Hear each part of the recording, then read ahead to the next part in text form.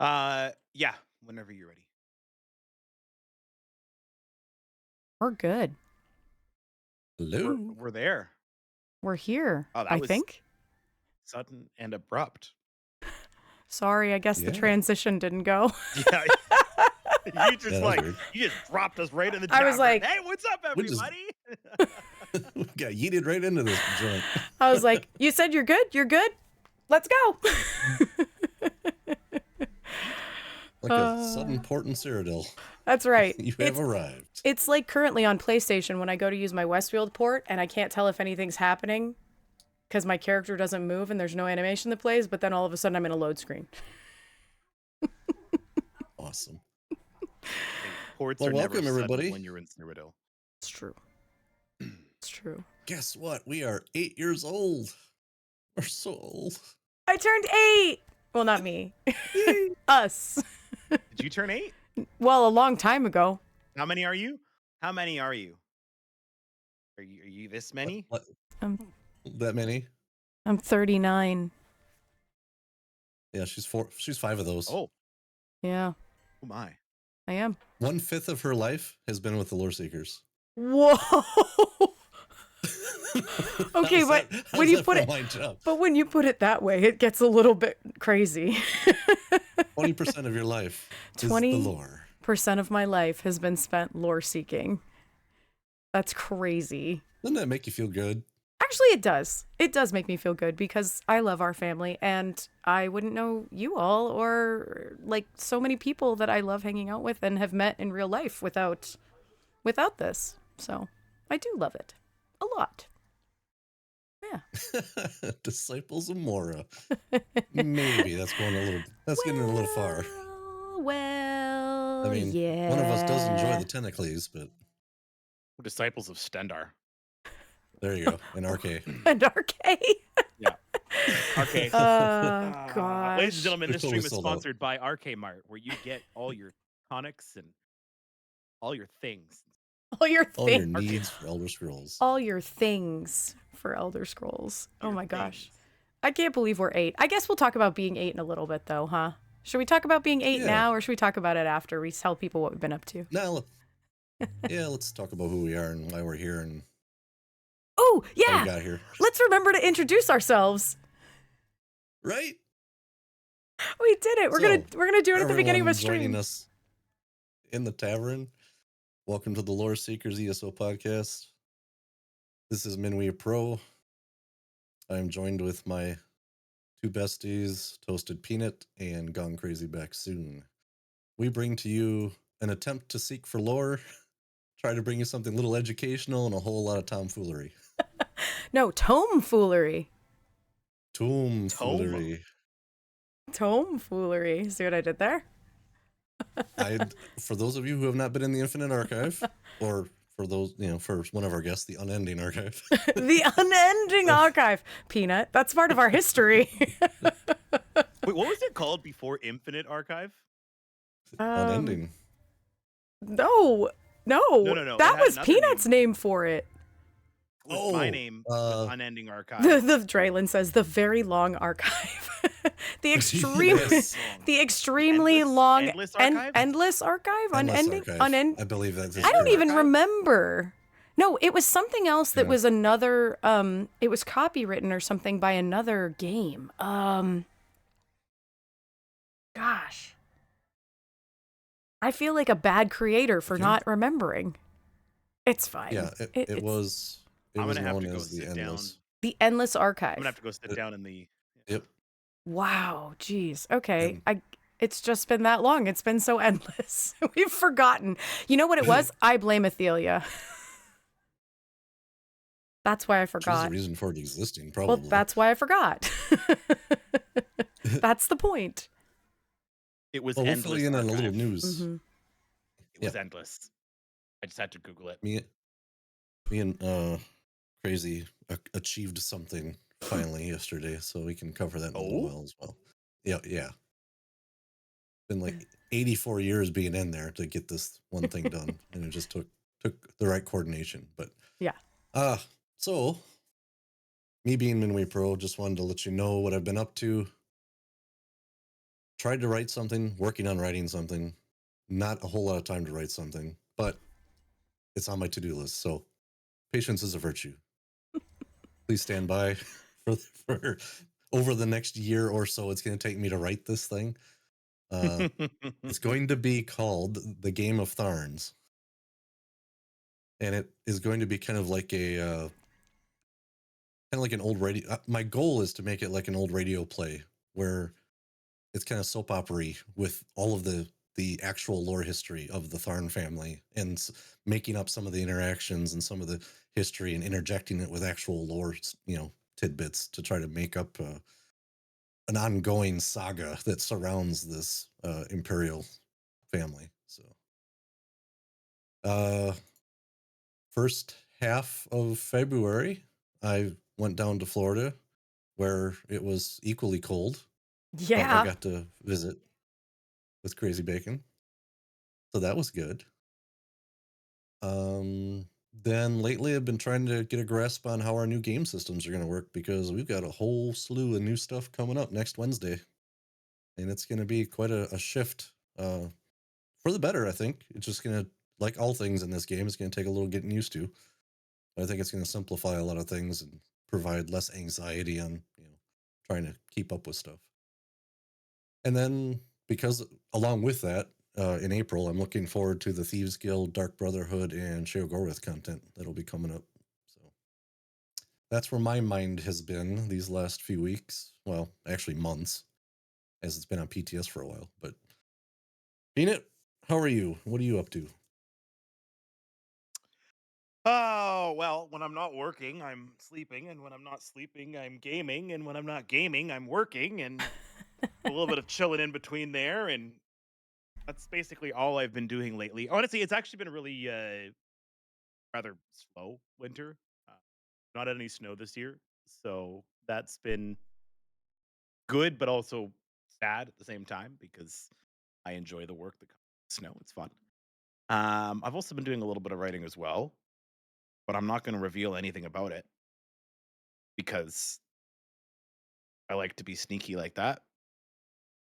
Not done yet, I'll tell you, but you guys are going to like it. there is a lore story coming, and I'm excited to be able to share it. It'll probably come on its own as a standalone. I don't think it'll be something that we'll put into an episode, but yeah, be one or two parts. We'll see. Yay. Yeah. I What have you guess been up to, Bacon? I guess that leaves me, huh? It does. Well, like Minwee said, February has been pretty busy. I jokingly said that he put up with me while he was here for the first 2 weeks in February because we drug him all over the place. To be fair, some of it was his idea Tim? too. What? No, I didn't they say did not drugged drug me. him. I They said, dragged me. okay, we teleported all over the place. Well, we caffeine is technically a drug, right? So Well, we definitely yes. got caffeinated. Cheers to that. I suppose that's true too. We survived on caffeine and sheer hope, I think, during some times. But yeah, so he was down. So apologies for not much being released in February because that was part of it, is we were pretty busy between that and work. So yeah, hung out for a little bit. And then Minwee has been really, really busy making a push in Discord trying to get people to recognize him as Waffle. So I don't know if you all have noticed, but he has a little waffle next to his name now because since we're breakfast foods, he, even though he won't say this himself, was on the 10th Divine podcast. And one of the questions that was posed was, what breakfast food are you if the other two are toast and bacon? And the suggestion was pancakes. And he's like, I think I'd rather be a waffle. I'd rather be a waffle. So he's trying to make waffle happen. So yeah. Min waffle? Trying to make waffle happen. Min waffle. 2026. Min waffle pro. Oh, But anyway, yeah, so he's trying to become the waffle of our nickname, so that's kind of fun. In game, what have I been doing? Well, I ran Dreadsail Reef for the first time. That place is crazy. With some Loreseekers. I also did a little of the Hearts Day stuff because that happened during February, so we didn't get really an episode out on that necessarily, but I did participate in leveling some companions and getting some of the Hearts Day activities done. I really, really liked some of the additional little questing that they did for that. I thought it was great. And it's the first time we've had something like that in a while. So very much enjoyed that. I did hop over onto PTS, but it was only for maybe 20 minutes, I would say. And it was the very first time I realized I could finally download PTS because my PC finally had space, and got in there and promptly went and looked at the brand new house that's coming out. So there's going to be a really cool like ship house. Not like our ship house that moves, but like a house that's made out of an upside down boat and little harbor type situation. So if you haven't seen that anywhere, keep an eye out for it, because I have a feeling we'll see it at some point, maybe soon, I hope. It was really neat. Looks like a cool place for a tavern. Wink, wink. Nudge, nudge. I don't know. Maybe. We still have a winery. It's fine. It's just... But anyway, yeah. So did the that. one that's got cobwebs growing everywhere. Yeah, the one that We've has been like there. one cobweb and some like random furnishing in it because I haven't gotten to fix it yet. It's coming. It will happen. I also... we also did the night thing. Oh yeah, we did try night market. check I out that forgot. house. We did try the night market, and we did check out the house that's coming in there. And I am so excited to have bank access in a home.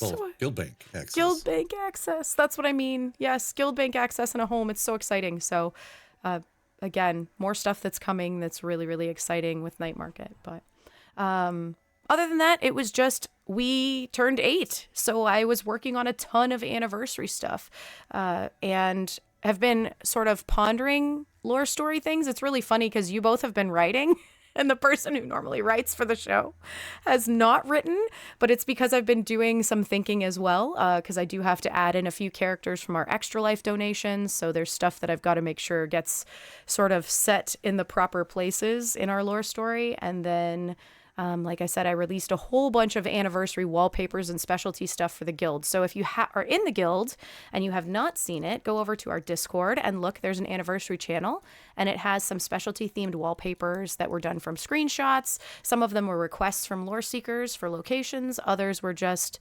fun, places around Tamriel that were pretty scenic that we liked. So did a lot of that. And I think that's about it. Wow. That was, I guess, more than I thought I had been doing. Besides working a lot. Yeah, you got worked a lot. Yeah, I did. That's also why I haven't been able to do much writing. I was hoping I could release something kind of in between, and it just didn't happen. But coming soon. So. Soon. TM. Mm-hmm.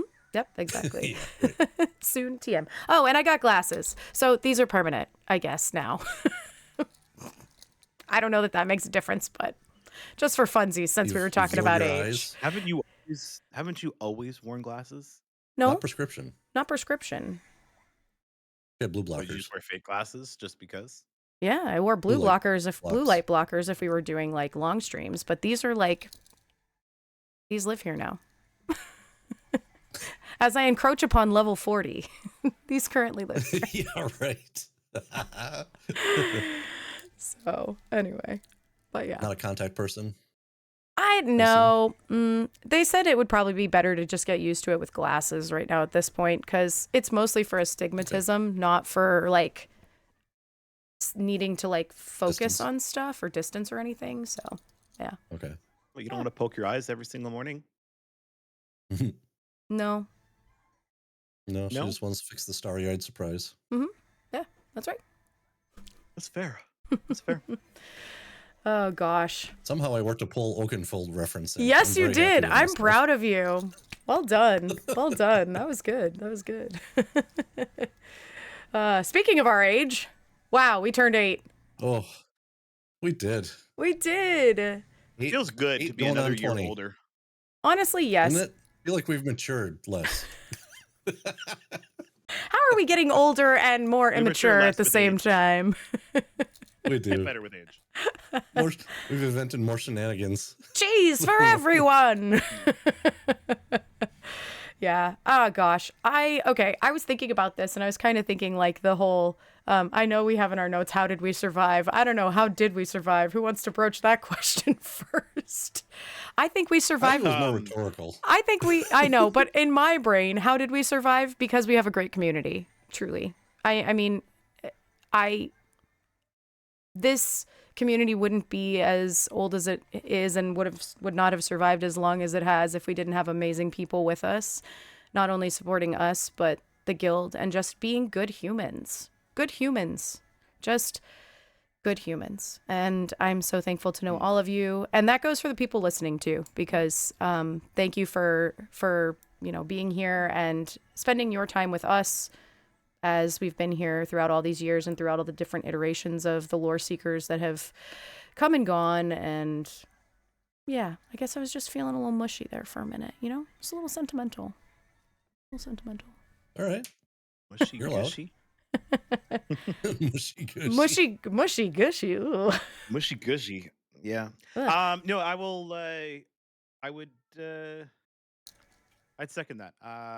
This community is kind of going to show that it's not about who is at the head of the community and who's running it at the time, because as we've seen, we've been through about 4 or 5 different GMs in the last 8 years.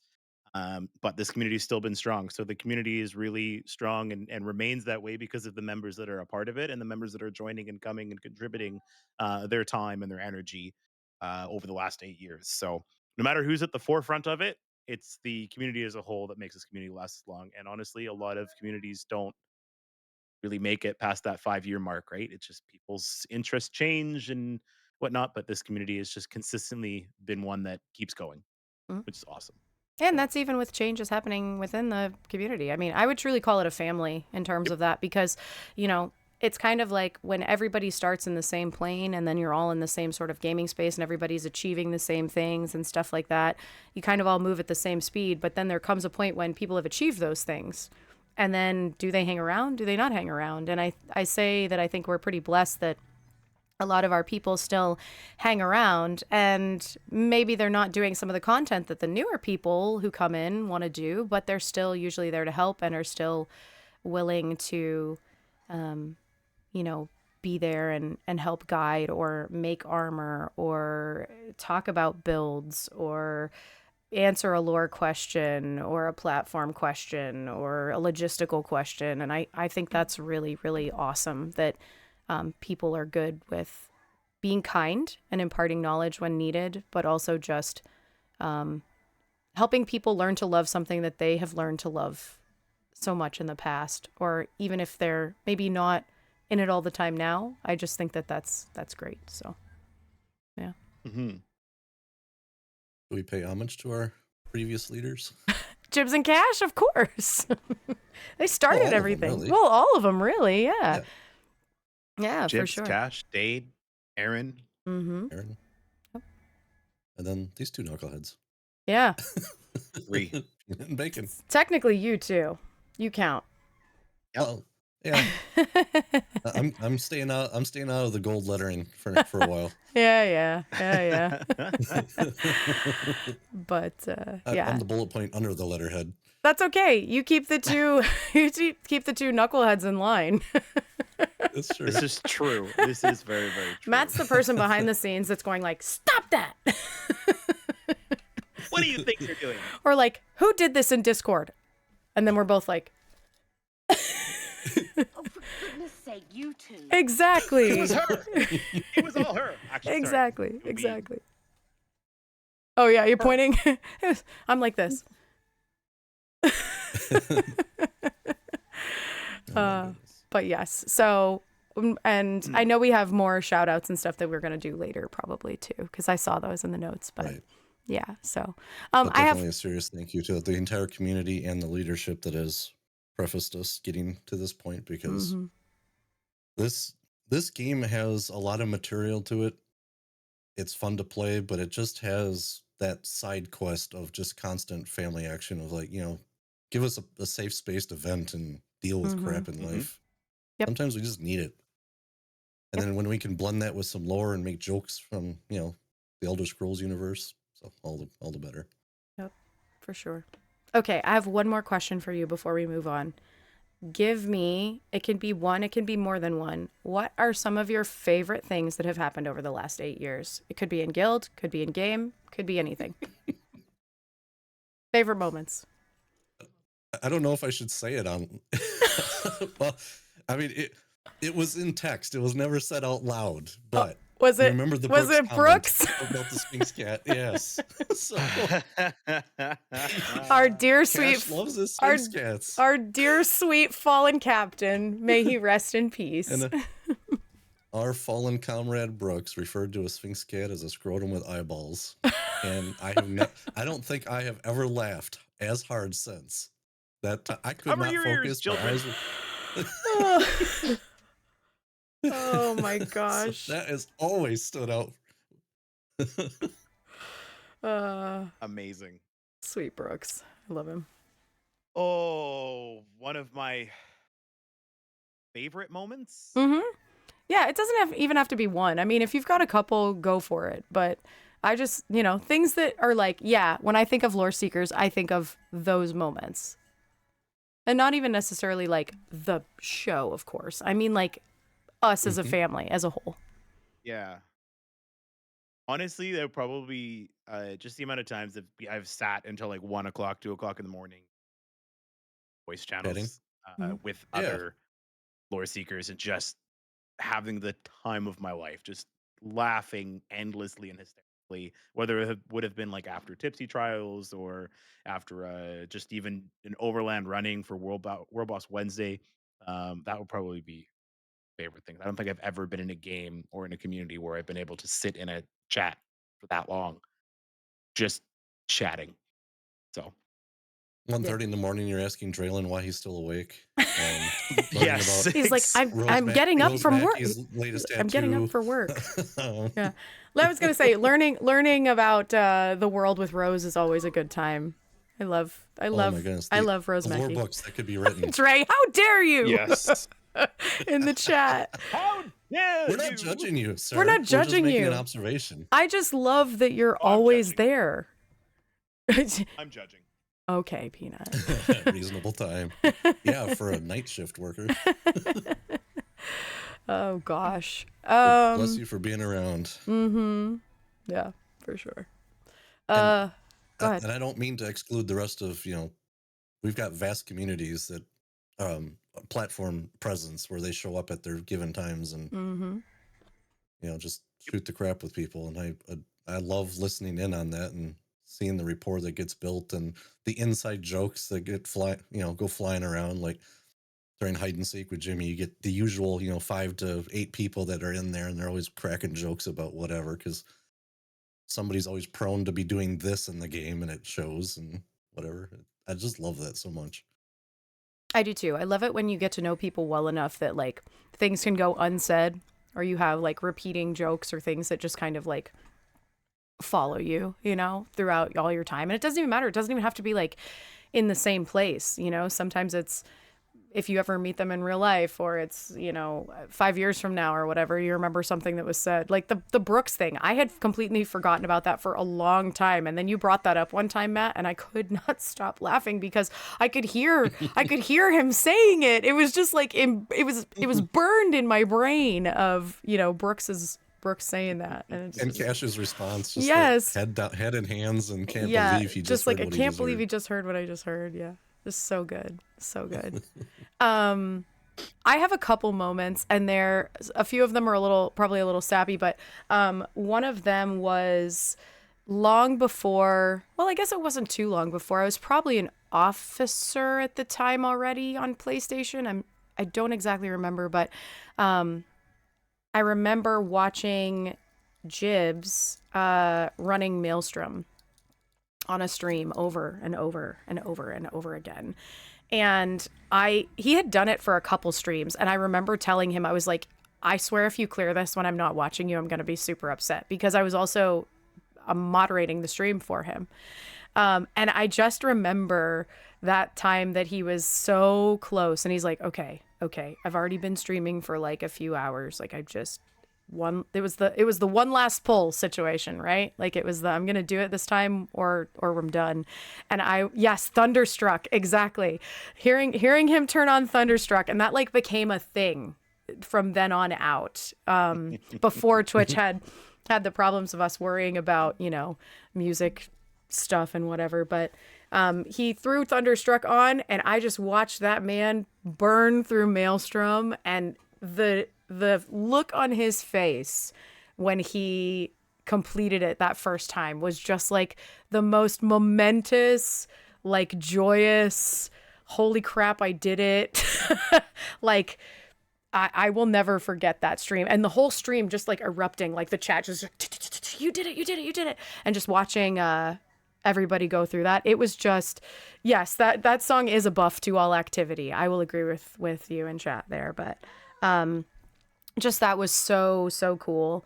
And then another one that sticks out to me, of course, is one of my first times ever meeting Cash in person, because you know he's tall, but like you don't realize how tall that man is until you stand next to him.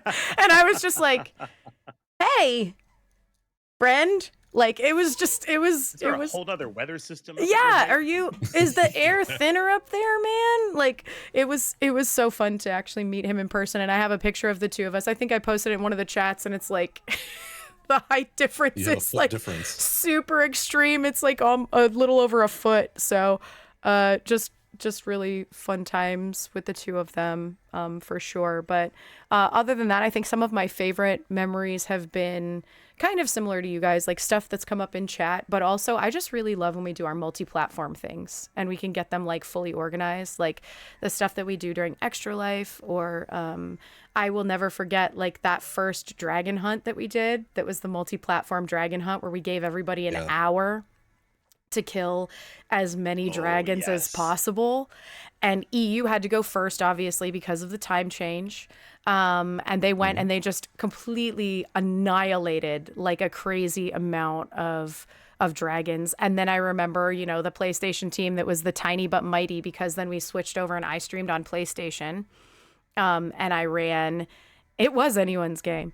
And then I ran with PlayStation on our stream for a little bit, and it was super fun because I think there was only like 8 of us or something like that. It was between like 8 and 10 of us, I think, over there for that event that time. And I still have a clip, and I think it's actually clipped to our Twitch. I'm not sure, but it's Gwen was like, you have to be at the dragon for it to count.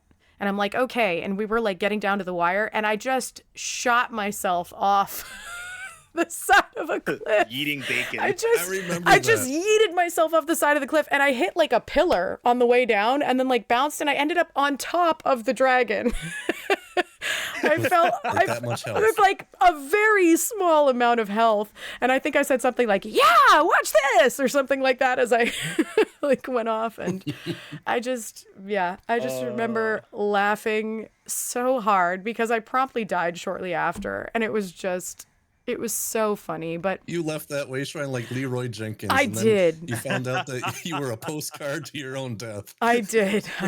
It was so funny. I was like, please, someone clip that. We have to clip that. So it was such a good time, and just seeing that. And then I think, Peanut, you hopped on and either streamed NA or Xbox at the time. I don't remember which, but I know you ran both places. I think I did Xbox.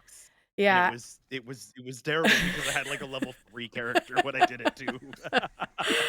But yeah, just like some of those moments where we get to have that whole, like, the thing that's unique about the guild is the fact that it is multi-platform and that it's remained multi-platform, I think, for so long.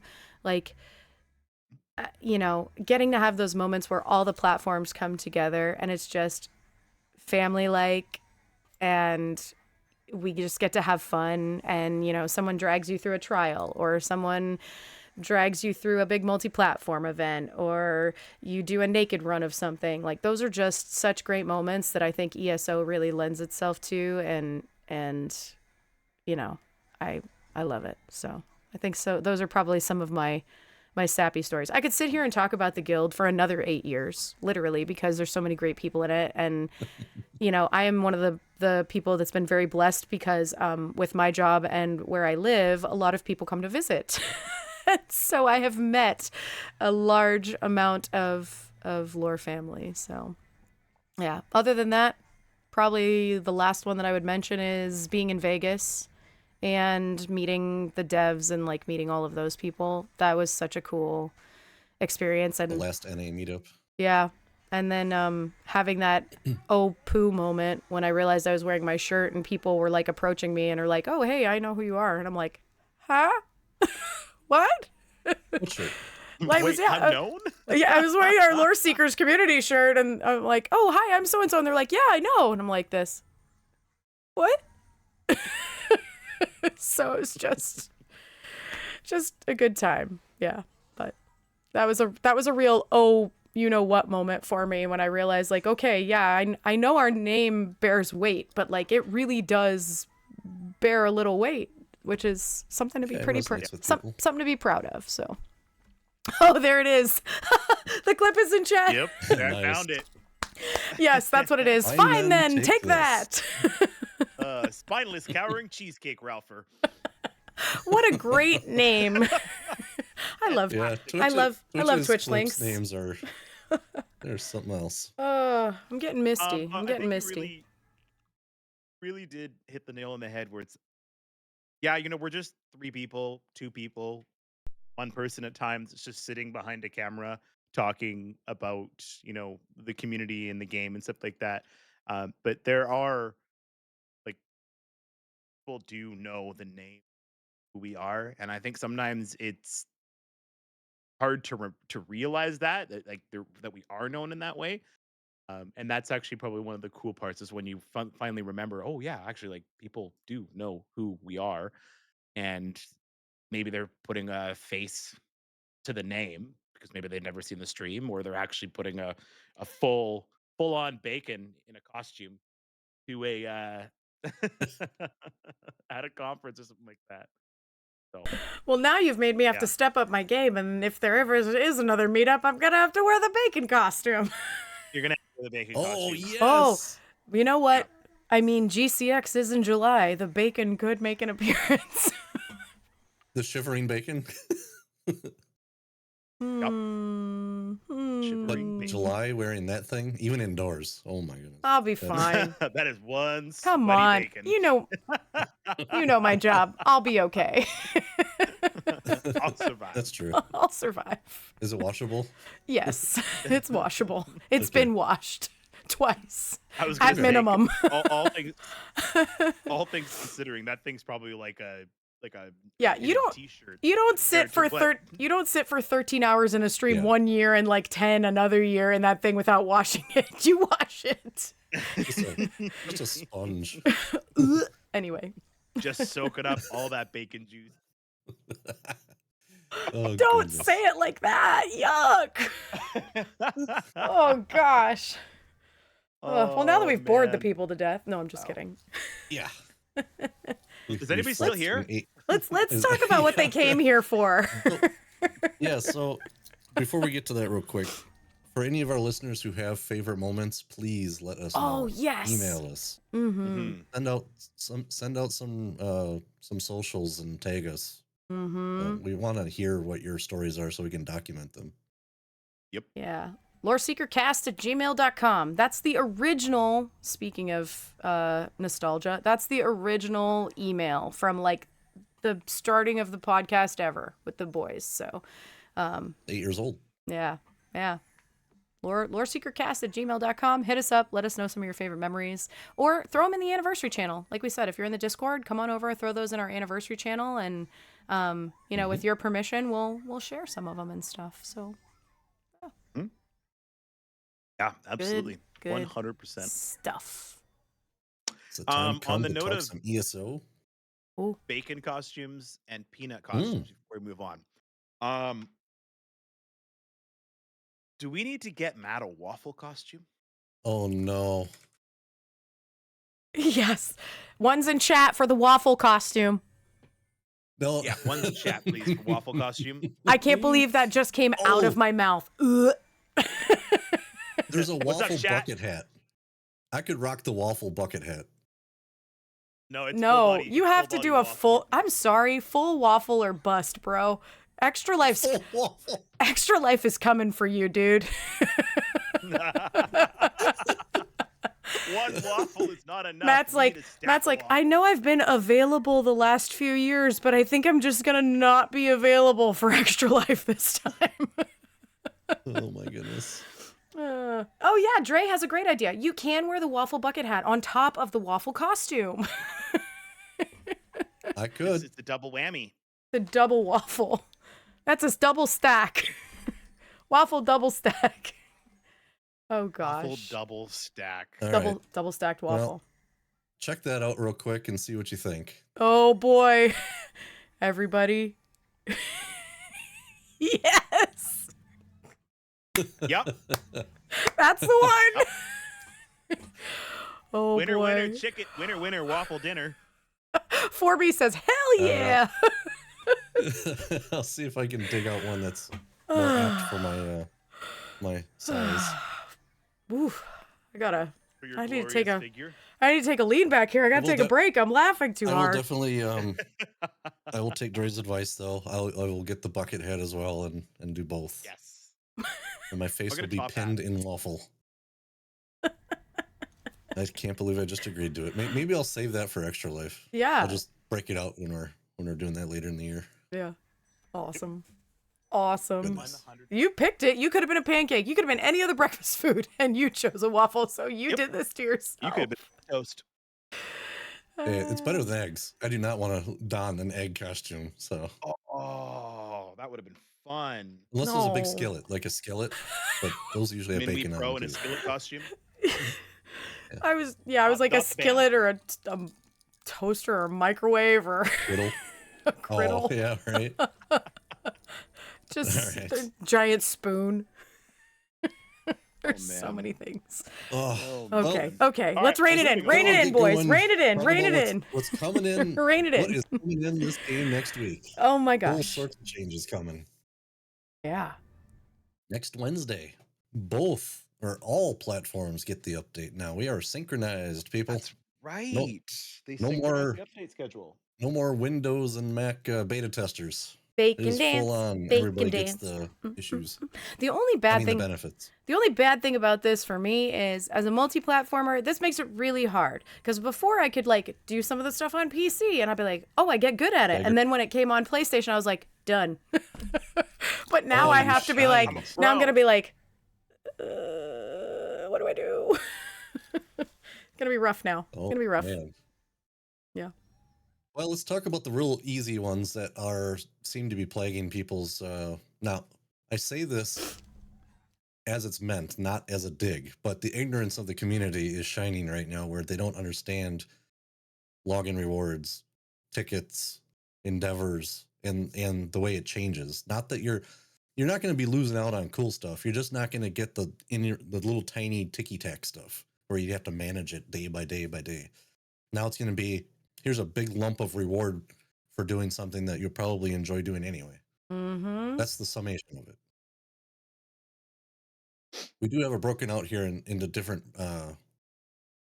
points, though. First one, all of the event tickets, are no more. They will be converted into a new currency, and we'll talk about that a little later. But that new currency will be effectual later in this patch, a few weeks from now, when it finally becomes available for use. You'll see all of your tickets become 100 of this new currency called trade bars. So if you're like me and you saved up 12 tickets, you're going to get 1,200 trade bars to start. This is the only time now. You're out of luck right now because you can't buy tickets, but this will be like the only way you could buy trade bars is by preloading your tickets to convert. You'll never be able to order trade bars through the Crown Store. You have to earn them. Then the second one is the daily login rewards. I don't know how you guys feel about those. They're kind of hit and miss for me. Some are nice. Like I love getting 8 dreg wax because that's really hard to sample. Yeah. I could care less about mimic stones, crown gems, etc. Peanut. I would say, if the daily login rewards let me start that over again. If the daily login rewards were more of, like you said, like true wax, like the different tannins and crafting materials, more so than crown tri-stat potions, which I have 150,000 3,000. of. Yeah, right. Yeah, I have way too many of them. Got Um, 20 stacks. I think it could have been utilized a little bit better. I mean, yes, for the people that are concerned about FOMO and logging in every day because they need to get their daily endeavors and they need their daily login reward. That was me for a long time. Even when I was on vacation, I would like try to just log in with like what little bit of bandwidth I had Sure. to just click that button to claim the item. Claim the freebies. Yep. Um, yeah, that's gonna be a lot less FOMO taken out of the game. So I'm not gonna feel like I have to log in every single day to get those free things. Mm-hmm. Mm-hmm. Um, good that they're putting it as an item that you have to supposedly an item that you have to basically doing questions or something like that. However, that's going to end up working out. I think that's great, but yeah, I don't know. I'm on the fence about not logging in, but I also understand the benefit of having to log in and get those. Yeah, I mean, hold on one second. I'm going to transition us to the screen here so that people can see the roadmap for March. Um, Hmm. yeah, I mean, I'm I'm torn on it. On one hand, as a person who does not have fully leveled alts, I really like the daily login rewards because, like, for example, my son has a character on PlayStation. So I would just log in and, let him pick up the try stats and load up his character with extra scrolls and a bunch of stuff like that and just leave them there for him for when he gets more serious about the game. Um, so yeah, I mean, when we do streams and stuff where we can have somebody build a character for us and then I need to level through stuff really quickly, it's great to have some of those rando login rewards. So I think on one XP hand, scrolls. I think on one hand I will miss them. On the other hand, I'm kind of like, I don't know. I guess I just found it shocking today when one of the things that I mentioned in our Discord earlier was the fact that there's people who don't understand this transition period or don't understand what's going on. And I actually saw people today on social media say, "Oh, I guess it's time for me to leave the game now." And I'm like, "What?" And they're like, "They're taking away the login rewards. That's ridiculous. I'm going to leave." And I'm like, wait. I'm like, wait. Do you not know what's happening? Like, there's a new system coming in where like things are going to be made available other places, and it just hold on. Just hold on, just wait. Right. And then they were like, well, now they're taking away endeavors too starting tomorrow. I'm like, no, they're not. I'm like, just wait a second. There's a transition period. There's going to be stuff that changes. If you have event tickets, they're going to go to bar. It was a lot. Mhm. And it just made me realize there really are a lot of people who don't pay attention, unfortunately, to a lot of hard work that the devs do in releasing, like social media posts, which they're trying to get better at, or releasing patch notes, or, creators like us who make content for people that explain this stuff. I'm literally sitting here beside myself going, what? So Well, I think Chat hit it on the head. Video game players in general just aren't happy with change. They beg for change and this then they is complain true. about change. Well, and that's the other thing that I was shocked about, because up until this, with the seasons update, like before they announced seasons, so many people were like, daily login rewards are not worth anything. If they would just get rid of them and give us something that makes it more worthwhile, then it would be worth logging in every day. Or like, I wish we could just get rid of the daily login rewards in favor of other stuff. And then I'm thinking to myself, Enter in endeavors. people asked for this Mhm. and now they're upset. Yeah. But, it's one of those, like, how many voices there are, Yeah. of course. Like, Yeah. everybody, Talking about I think, millions of people there. yes, I think everybody wants change. Brackus kind of nailed it. I think it's that everyone wants a change, but they don't always agree with what they want changed. Yeah. Some people are like, oh, I don't want login rewards at all. It's pointless. It just clutters my inventory. Other people are like, I want login rewards, but I want them to be crates. And Zos is like, you can't have crates all the time. Then it doesn't make sense. So it's just the disagreeing on how stuff is delivered, I think, and what is being delivered. And you can't ever make everyone happy, but it had me kind of beside myself chuckling today. And a bunch of people were like, there was an entire stream that explained this, people. Like, it's Right. just- Well, not, There was. you got to get that with a grain of salt, though. I mean, Yeah, yes, you should go and watch them. Not everyone can watch them live. I agree. It's very hard. They do their streaming now in work hours in the Yeah. middle of the day. So we're And- stuck with, if you're working, then you got to catch it after the fact. Yeah, absolutely. Absolutely. Or tune into a content creator after the fact to talk about it. True. Like us. Many of them do. Yeah. It is true. So in that vein of thought, we should lay it out. Like right as of today, you get your last daily endeavors. Period. Mhm. End of statement. They are no more starting tomorrow. You'll get seals of endeavor, but you'll earn them through other means. Also, login rewards are null and void right now. They are completely yeeted off the calendar. The calendar is only there so it doesn't bust the game until next patch, which is next Wednesday. Then that login calendar will not exist any longer. Yep. So it's just going to be blank. So those two things have some people freaking out. Yeah. Yeah. So So right now, just they're supposed to be blank. You're not supposed to get any rewards until next Wednesday. Then because they're done with it starting right now. Yep. But 2 days from now, speaking of Seals of Endeavor, it's here on the actual March roadmap that we've got pulled up on our stream right now.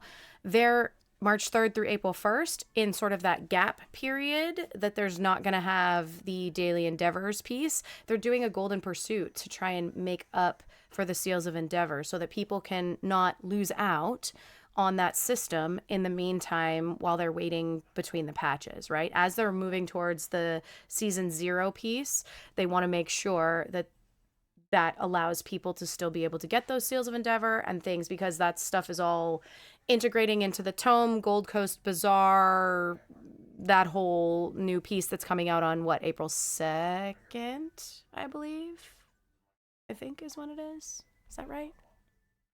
Something like that. But April 2nd? I think it's April 2nd. Yeah. So in the meantime, they're So- going to run a pursuit to make up for it.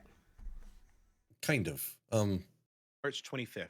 Gold Coast March Bazaar. 25th is really when we're going to see it open. But as far as being able to use like the new currencies to buy some of like things like Seals of Endeavor, so we'll cover that in a little detail here. Yeah. April 2nd. So it's... But don't freak out when you see stuff that's missing, quote unquote, missing for the next week and a half. Of course, if you're not aware, listening to this after the fact, this is March 1st when we're recording this. So that is also we true. are 10 days ahead of schedule on the patch. That is true. I think this is going to be just a phenomenal hybridization of targeting the goals for the community. For those that are veteran players like us three, with the exception of starting a brand new character, if you choose to do so, or if you're one of our odd but loved guildmates who have like new characters and new accounts on every single platform because they just love starting all over again, and you wanted some of those freebies, right? Because he points upward. Oh, Yeah, you. yeah. Some of the rewards that we were getting seemed mundane, like just over repetitive and don't care. Just any of those elixirs, I just delete them. Matter of fact, I got a thing that rapidly types delete into the little confirmation box for as often as I've had to grab those things out of my inventory. I don't have. Yeah, just to make it easy. I don't have stacks and stacks of those. Correct. And for those purposes, I understand. I like the idea though of being able to, here's your currency, go select what you think is valuable to you. Mm-hmm. And here's your choice of options. I think it's going to help. That was also sarcasm. I have like 200 stacks of tri-stats in my inventory. Okay, bye. Well, on some platform you do, yes. On both. On both. Would you get around to deleting those lethal poisons? You never use them. I did do that the other I day. turned the poisons and everything into crown gems. Yeah, but only... when I Well, you get can't do it from the daily login rewards, No, not those ones. Yeah, the login rewards just hit your inventory. So Yeah. once you find out that you've got like 18 stacks of 2,000, you just really gotta identify you have a problem. It's time to start cleaning house. Okay. That's why your inventories are so full. Maybe I just like hitting the up thing on the D-pad to use a potion, even if I don't need it. Maybe I just want to for fun. Just Just a walking little, around through town, just hitting just chug it. potions, just Just chug it. a tonicaholic. Ozma and her purple drink. They're like watching me walk through this If it ain't square, and rotten, I've got just. Hey, I put that in one of our lore stories once. Okay. Save Right. Peanut's butt. Hey, I use the tri-stats all the time. That's my restore button, because I intentionally have my build where I drain my resources fairly fast. So it happens to be like when I hit about 33% or so, I'm at the 45-second cutoff, and it'll just recharge me, and I'm good to go. But yep. We should talk about. Did we explain the conversion of tickets to bars? Did I miss that? We did. So each ticket's gonna be worth 100 bars. Those 100 trade bars that you're gonna get are gonna be useful in the Gold Coast Bazaar, which is coming. So why don't we go through some dates here? Next Wednesday, we've got on the 9th, Update 49 hits. Mm-hmm. So we'll see a whole lot of quality of life changes for the better. And we've gone on and talked about that in a previous episode. So I think it was either the Tavern Talk or the last episode before that. But so many cool things, like being able to, wear your guild rep without a tabard and all of that kind of fun stuff. Currencies all get bumped, so you're not neutered by like a currency cap as hard as we are right now. Mm-hmm. DK the class refresh for Dragon Knights gets hit on this patch, so that'll be fun for everybody who likes Dragon Knights. Unless you're, one of those who's resistant to change, which I understand, they're out there.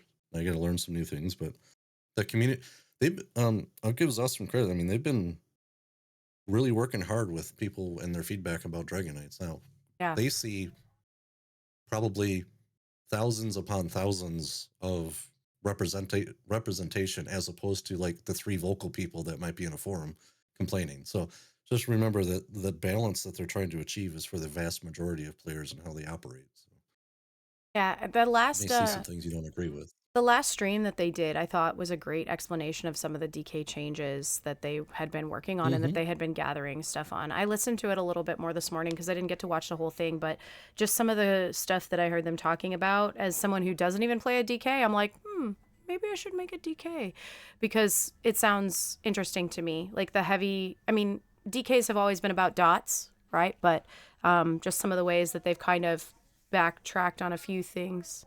And what? Are we watching chat? Is that what's happening? Yeah, I was. Yeah, but some of that, and one of the other things that I thought was cool, and maybe people will or won't agree with it when it hits, but some of the sound adjustments and the changes that they're making to some of the visuals for DK, I think, have been pretty well thought out. One of the things that I know was mentioned on that stream that I thought was actually really cool is they actually went to a Ren fair and found someone with a fire whip and recorded the noise that a fire whip makes, because they wanted to be able to have it feel more like that with like lava whip or some of those skills that utilize a similar motivation, I guess would be a good way to put it. So I thought that was pretty interesting. And then also just the adjustments that they were making, like minor tweaks about how, whatever that one skill is that shoots the like big spikes out of your back and makes you look like you're, really beefed up. And they had made it. Yeah, they had made it like, isn't it? no, Earth and Hearts. I don't remember. Some of them have changed names. Either way. But That's either the way, skill line, but yeah. whatever it was. But, originally they had made it look like really extra chunky and beefy. And like, then they got feedback that players were upset because they couldn't see their armor anymore, or they couldn't see what their look was as a tank or as whatever they were wearing. So they wanted to adjust that. So then what they did is they kind of squeezed it down a little bit, but made the spikes longer so that you can identify that you've fired the skill and that the spikes are bigger, but that, the sort of like porcupine elements of it, or how much was on your character, was tuned down a little bit. So I think it's refreshing to see them trying to really, really listen to players and adjust, but also they are holding their ground on certain things, right? They're holding their ground on certain elements, and that could be for future that we don't see. We've had those discussions in the past. Like, hey, the players really want this, or they don't like this skill and how you're doing it. And they're like, sorry, that's how it's going to stay. And it's because of XYZ. I do like that they're giving us more transparency by doing the developer monthly streams, hopefully. I think that last one that they did kind of knocked it out of the park. Being able to hear from all the dev teams and kind of see what's in process and where they're going, to me, gave me a lot more confidence in what's happening behind the scenes. So I think if they keep on that path, then I hope that there's some really good stuff that comes out of it. That class identity line, oof, that hit hard. I was like, ooh, that's got some neat potential. It's like we talked about something similar to that once before on a show. Oh boy, here we go. That wasn't us, but I'm just saying it's fun. It's fun when things that we come up with like align, right? Yeah.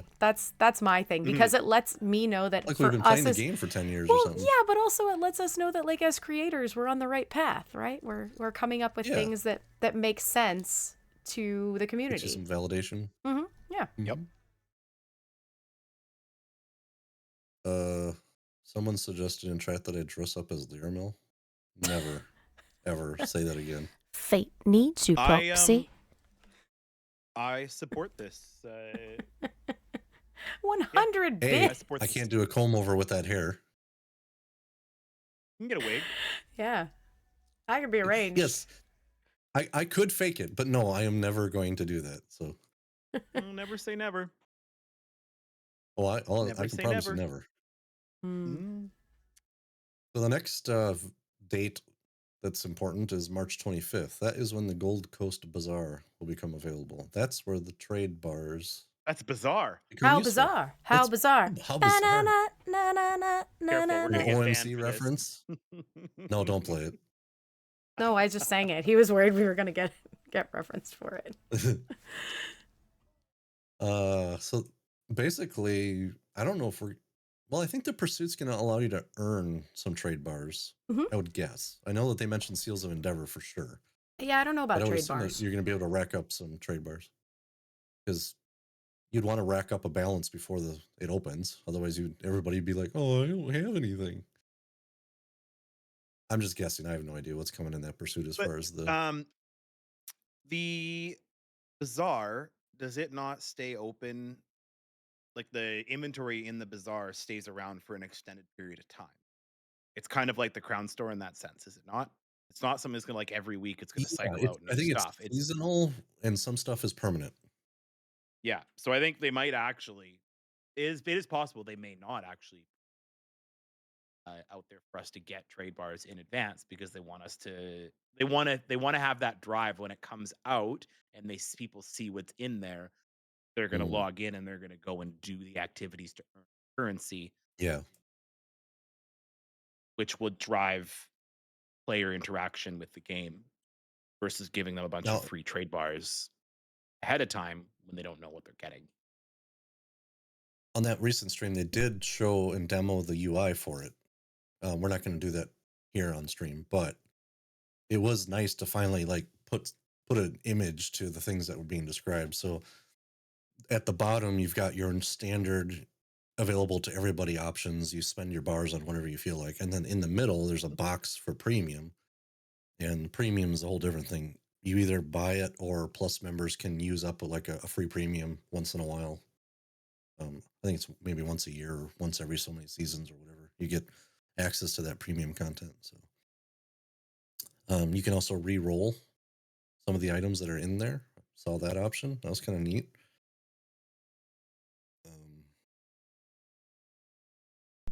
I forgot I was. I'm sorry. The re-rolling was for the tome system. Yes, that's for something different. So yeah. So the bazaar, you just have the items that are stock in there, and then you can choose which ones, or if any, you could just save your bars and wait for the next, next edition of items to come out. Oh, sweet. Dre said it's also on the PTS. They checked it earlier today. Oh, cool. So if you have PTS and you're interested in looking at some of this stuff, you can go head over and peek at that as well. Or PTSD. Sure. Whatever works. For the An PTSD. For the Wait. PT, yes. D. Then we have April 2nd. This is the big one. This is the one most people have been probably going to be waiting on. Season 0 finally opens up. And with that comes a whole slew of stuff. Yep. Home Yeah, system. grr. Say what? And I heard I grr. said, yeah, grr. Okay, I couldn't understand what you said. I was like, what was that? We got Where another was that coming peanutism. from? I was like, excuse me? Here, look, dawn and dusk. Look at that. I know how to interact with our stream. Do you see? Wow. There we go. A little small, but I don't know if you make. Well, okay, I see what you did there. Mhm. Yeah, so then we got the tome system that opens up, and that's the part where you get your objectives, and you can reroll some of the objectives. They work really close to pursuits. I don't know if pursuits will continue to be a thing with when the tome system activates, because it seems like the tome system should replace a pursuit, really, where you get to pick and choose which things to complete for a currency. Yeah. Yeah. Maybe they'll double down. I don't know. Let's see. Are you guys interested in the game content that's rolling out with the season as well? Like the fact that everyone now has access to Orsinium, Rothgar, Thieves Guild, Hughesbane, Dark Brotherhood, Gold Coast, Oh, and all of the absolutely. slew of, Yeah. quests and stuff that No more roll of with this. that. I don't have this DLC. I can't do this dungeon or this trial with you guys anymore. It's just Right. now it's Yeah. that problem is going to basically go away Well, it'll start to Yeah, everybody slowly. gets. for the most part. Yeah. With Orsinium comes Maelstrom Arena. So if people haven't bought that, now that opens that up. Mm-hmm. That might be big for some people who they're on like a no purchase content type of mentality. Totally Yeah, understandable. for sure. No, Also, go ahead. but Oh, I was just gonna say, I'm excited No. to. I am one of those people who has done Thieves Guild and Dark Brotherhood here and there, but I've never completed the whole thing. So I think with a refocus on this as well, it's gonna prompt me. I know, I can't believe I said that I haven't completed those. I have done Orsinium. But I think being able to have those more readily available for people lumped into base game is going to make it more exciting again. That content that probably people would miss out on before. And also with the stuff that's coming later that Jason talked about on the dev stream. I'm yeah. very, very excited for that stuff. Yeah. I am excited. I really like the fact that the new content that's coming on those guild interactions is going to say, "Hey, you have not, finished round 1. Are you sure you want Yes. to be here?" Yeah, I like that because I think that was always a concern in the past was, a lot of, and that's Playthrough something, order. that's actually something that they did mention in that stream too, that they haven't really honed in on yet. And I think it's because it's in process, but the whole playthrough order thing, discussing leading people to a chronological order of sorts. And some of it is going to be really evident with this content because Thieves Guild, Dark Brotherhood, we're moving forward with the new stuff that's coming out. So because of that, they're going to go back and say, like you said, hey, are you sure you want to be here yet? Because you might not understand who all these you might not understand who all these people are.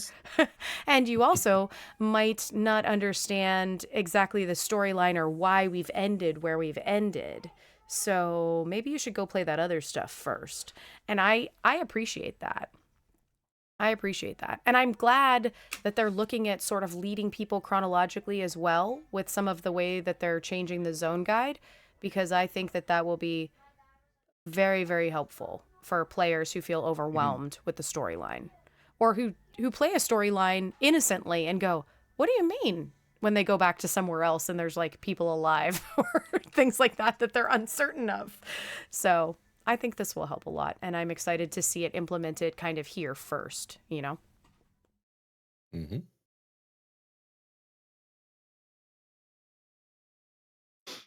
Now what? Then we end up with this little fun activity from April 29th through June 17th. I'm Are you feeling guys going to be interested in this? Are you going to go in there for this thing called the night market? I've already been in there with you once. So yes, duh. And how'd they work? How'd they work out for us? We kissed the dirt so much. It's meant for a larger group. You want Yes. 6+ people. Yes. Go ahead, Peanut. What were you going to say, buddy? Well, I was gonna say I have yet to even look at that content. So yeah, I'll probably be jumping into it when it actually drops for the first time. So should be interesting. Should be I'm hoping different. some of our amazing guildmates will become professionals and efficient in them, and then they can educate us laymen who play on weird schedules. Yes. Give it a week. Jimmy and Cording will be like absolute professionals at that. Oh yeah, they'll have the thing knocked out. They'll probably have like every achievement done, and well, Wago will. He'll Yeah. have Oh, yeah, every and Wago. achievement done. Yep. Okay, so I made some notes on this when Finn was talking about it because the night market is, I loved, even though we spent most of the time dead, I just loved the concept of it and loved some of the things that I hope come out of it. But I also think it's important that people know what kind of feedback they initially got and like where it's going. So a few of the things that Finn talked about was that they found a ton of bugs in there that they are working to expeditiously remove and they did throughout the PTS cycle, but for sure when it's dropping. They also, since we were talking about kissing dirt, are talking about health adjustment to the bosses depending on the instancing as well. So Yeah, looking at relative scale, right? They found that some of the trash mobs were just too hard. Overpowered. Just way overpowered. Where did we find that one out? Boy, did we find that one out. I think what happened was we pulled like Run 5 into a guys. room dead. Well, yeah, we pulled like 4 or 5 guys and we're like, this isn't so bad. And then like 10 other guys joined and we were both like, oh no. And then it just Like got really Craglorn. bad. Yeah, exactly. Like how Craglorn used to feel. Not now. Now Craglorn does not feel the way that like vet level Craglorn felt. Right? Yeah, that was ugly. That was ugly. But yeah, so the power levels that they're having in sort of like the base population of those mobs that are just around are going to be adjusted slightly because they want to encourage soft grouping. They don't want it to be so easy that 3 or 4 people can just roll through there and steamroll the whole thing, but they don't want it so hard that you need all 36 people at the player cap to be in there to kill anything either. So they're hoping that by kind of finding the middle ground, it will encourage some of that soft grouping that they want for these type of instances. They are also looking at hard modes. I thought that was pretty cool. Not for this version, but potentially for future. Maybe questing in there as well. Again, I thought that was kind of cool. Those are non-official things. They're just things that were in that dev stream. And then I think my favorite thing to come out of that was that Finn has a new measurement for things in the night market, and that is metric butt load. That is the new official. Yes.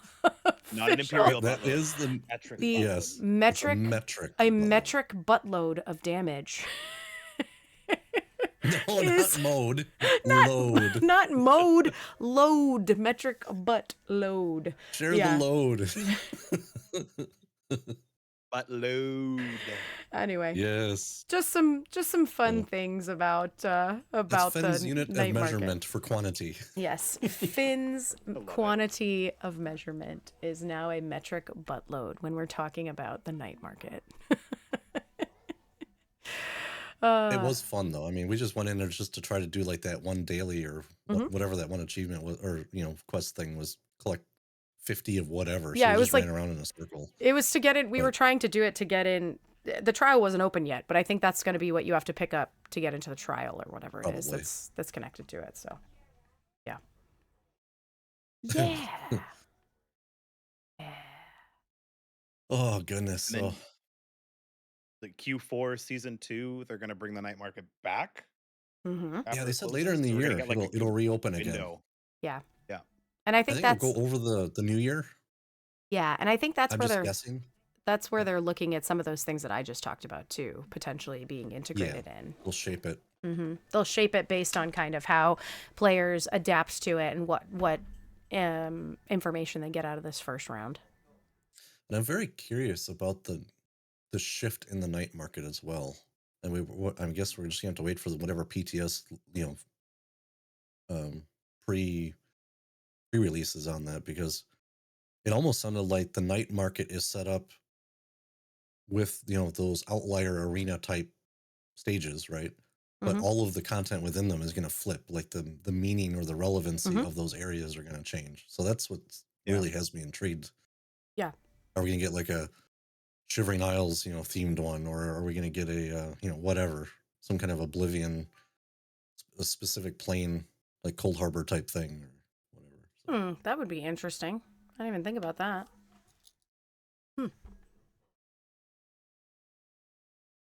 well, should we quickly go through the real, I don't know, key features that we're excited for? Yeah, that for are going to quality come of out life. next Wednesday? Let's do it. Yeah, Let's do Yeah. it. lead them off. Quality of life. So as you mentioned earlier, that we're gonna have Gold Coast, Hughesbane, Orsinium, and related quests are gonna become part of the base game. So you don't actually need to have a. No, not sorry. You don't have to have a plus subscription. No, is that part of the plus subscription? Yeah, it would be. They're It is well, part of not it, right? Rothgar. The Orsinium was Not a Rothgar. chapter Yeah. DLC purchase, It just means you don't have as to it were, but purchase them outright now. Yeah. yes, So, like, you'll you will no no longer longer Yeah. have to go into the Crown Store and be like, I'm buying that. purchase. Mhm. Yes. Which I know a lot of people are going to be very happy about because that's realistically that's There's so many hours of the content. three new zones that's going to tie over those people that maybe have never purchased it before Mhm. and they're going to get it for free. Yep. Adding 3 pieces of content right into the game. Mhm. So yeah, you don't need to purchase those. They're going to come with the game. As long as you own the Elder Scrolls Online, you're going to have access to that content right on day one without any additional purchasing or Crown Stores things And to I go believe with they're that. rolled into the Game Pass on those systems as well for consoles. Like as long as you're subscribed to whatever the pass thing is, they come Mhm. along for the Yep. ride. So Mhm. Yeah, the Yep. other I believe I saw PlayStation Plus is gonna have Elder Scrolls Online rolled into their what is it, their monthly game or Yeah, I was just going to say that. It's like we were in the same brain cell. Yep. Yes, the March We were. game, the March game Out of my closet. for the March game for the PlayStation Plus, which is where we get 3 free games, or like it's usually 3 free games that you can download or add to your library for that month, and they remain free as long as you have your Plus subscription thing. One of them is going to be ESO's Gold Road Edition. So for those people that have PlayStation Plus but have not ever purchased the game or don't own the base game or anything like that, you can go in there, download that, add it to your library, and you've just got ESO for free. And so now then you could play it, and when all these releases come out, all your base game stuff is free and you got the game for free. So look at that. Nice. I mean, free. We still have to well, pay you for got a the game for the Plus cost of the sub. subscription. I know. Yeah. Yeah. But I mean, I have to have the sub to play Yes. other stuff anyway. So, Well, you have to have the sub to play ESO to begin with anyway. correct. So So you just didn't have to there pay you the go. extra It's $6. It's a win-lose-win. Yeah, you didn't have to It's a pay the win-lose-win. $6 to $15 for whatever version of the game you wanted to get, or whatever it was. So, So let me sum up what you get then. You get sky shards. Mhm. You get bosses and gear from those areas, crafting or drops. You get oodles of story content to Yep. go plow through. But then they each come, 2 of those come with guilds. So you have passive skill lines now. Yep. Helps you thieve, helps you stay hidden. I mean, Shadow Rider by itself is worth its money to me. To be able to like have 50% aggro range when you're mounted. Yep. That's why Yep. I physically bought it on some characters to get the line maxed out so I could just have it because I Mhm. didn't want to grind for it. It's that good. I'm excited about the next one. Well, I was gonna say the next one is kind of like a, whatever. No one really You cares take that that much back. about this one. You but, take that back.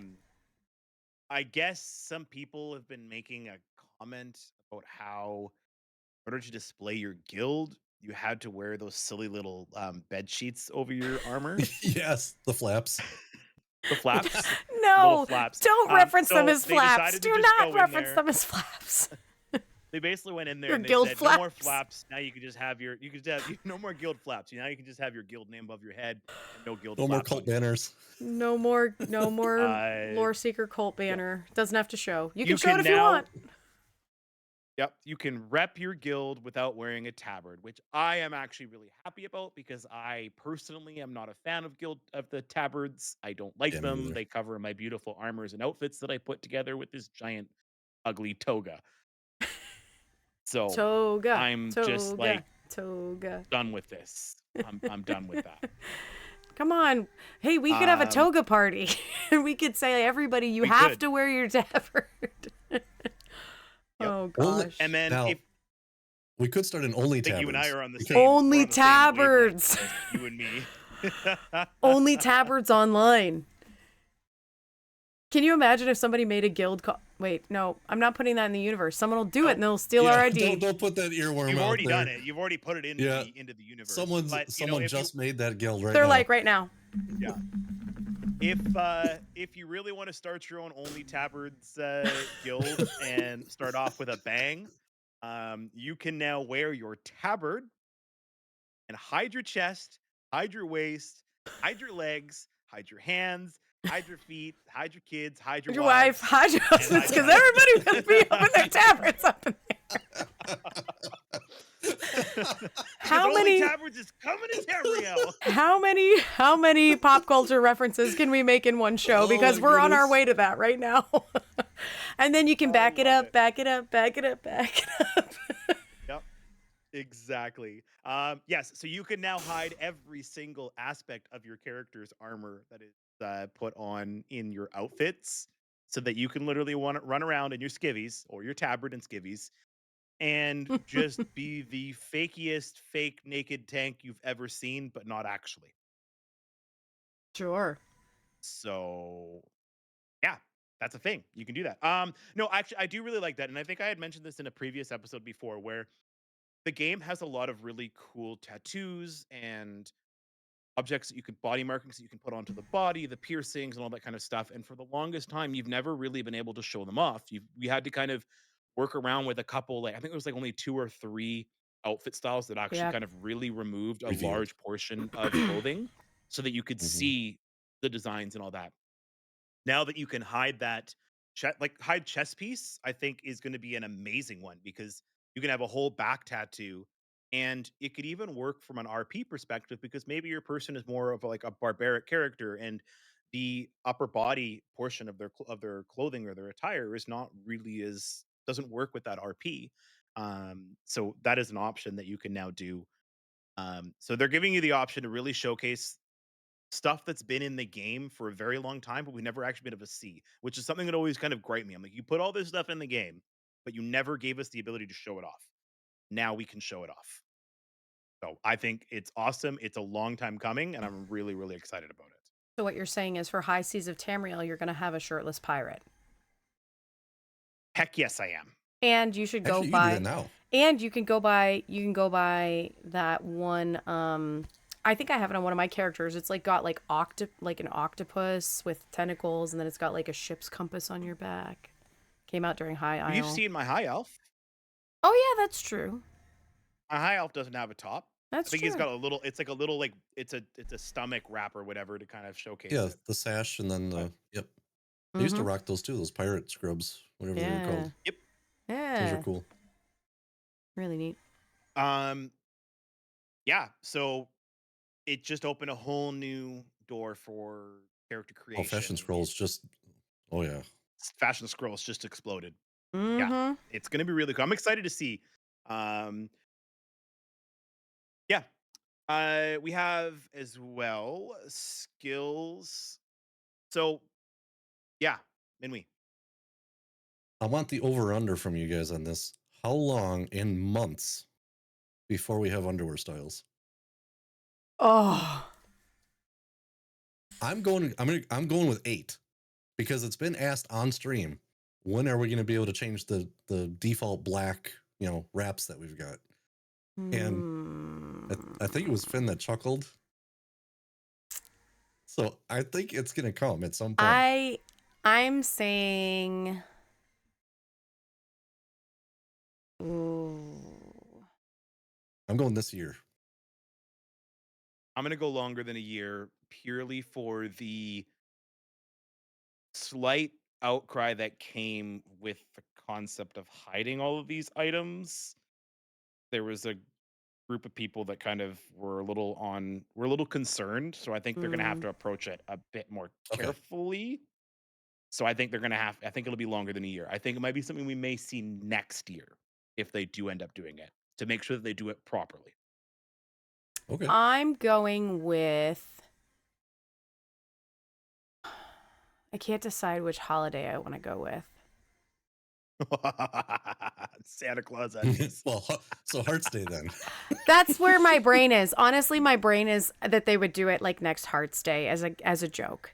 But I feel Just Hearts. no, I feel like what they'll do is they'll just simply change like what color it can be.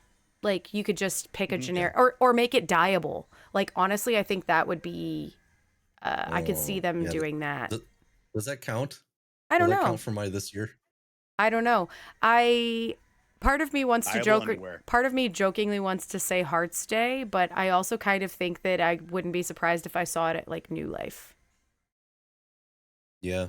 You bring up a great point. I didn't think about the just let us dye it as opposed to having styles. Yeah, Dyeing this year, I think, is very easy to implement. Yeah, I don't necessarily think that if they look at this, I personally don't think that they will make it an actual style because it would have to be an additional layer. Like they'd have to fix a way to make it like layer. Otherwise, there'd be a lot of clipping issues and things like that.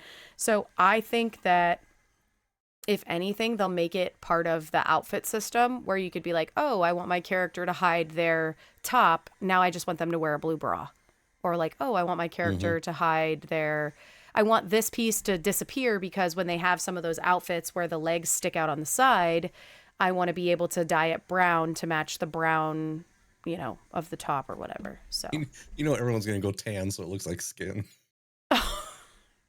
well, That to so each their that own. Actually, you know what?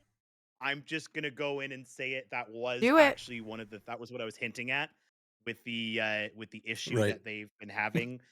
A new When they tank. said that they were going to be hiding all this stuff, one of the very first things that came up was there will be a select group of individuals in this video game that will take it too far. Sure.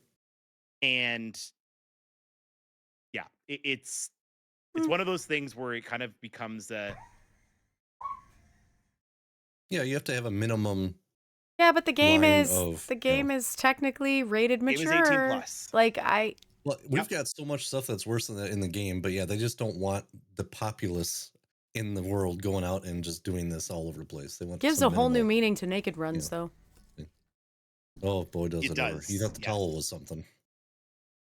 Yeah, and I agree with you, Rose. Rose says there's no actual things that would be revealed by matching a skin tone. So Correct. Yeah, there's no genitalia showing anywhere, so No.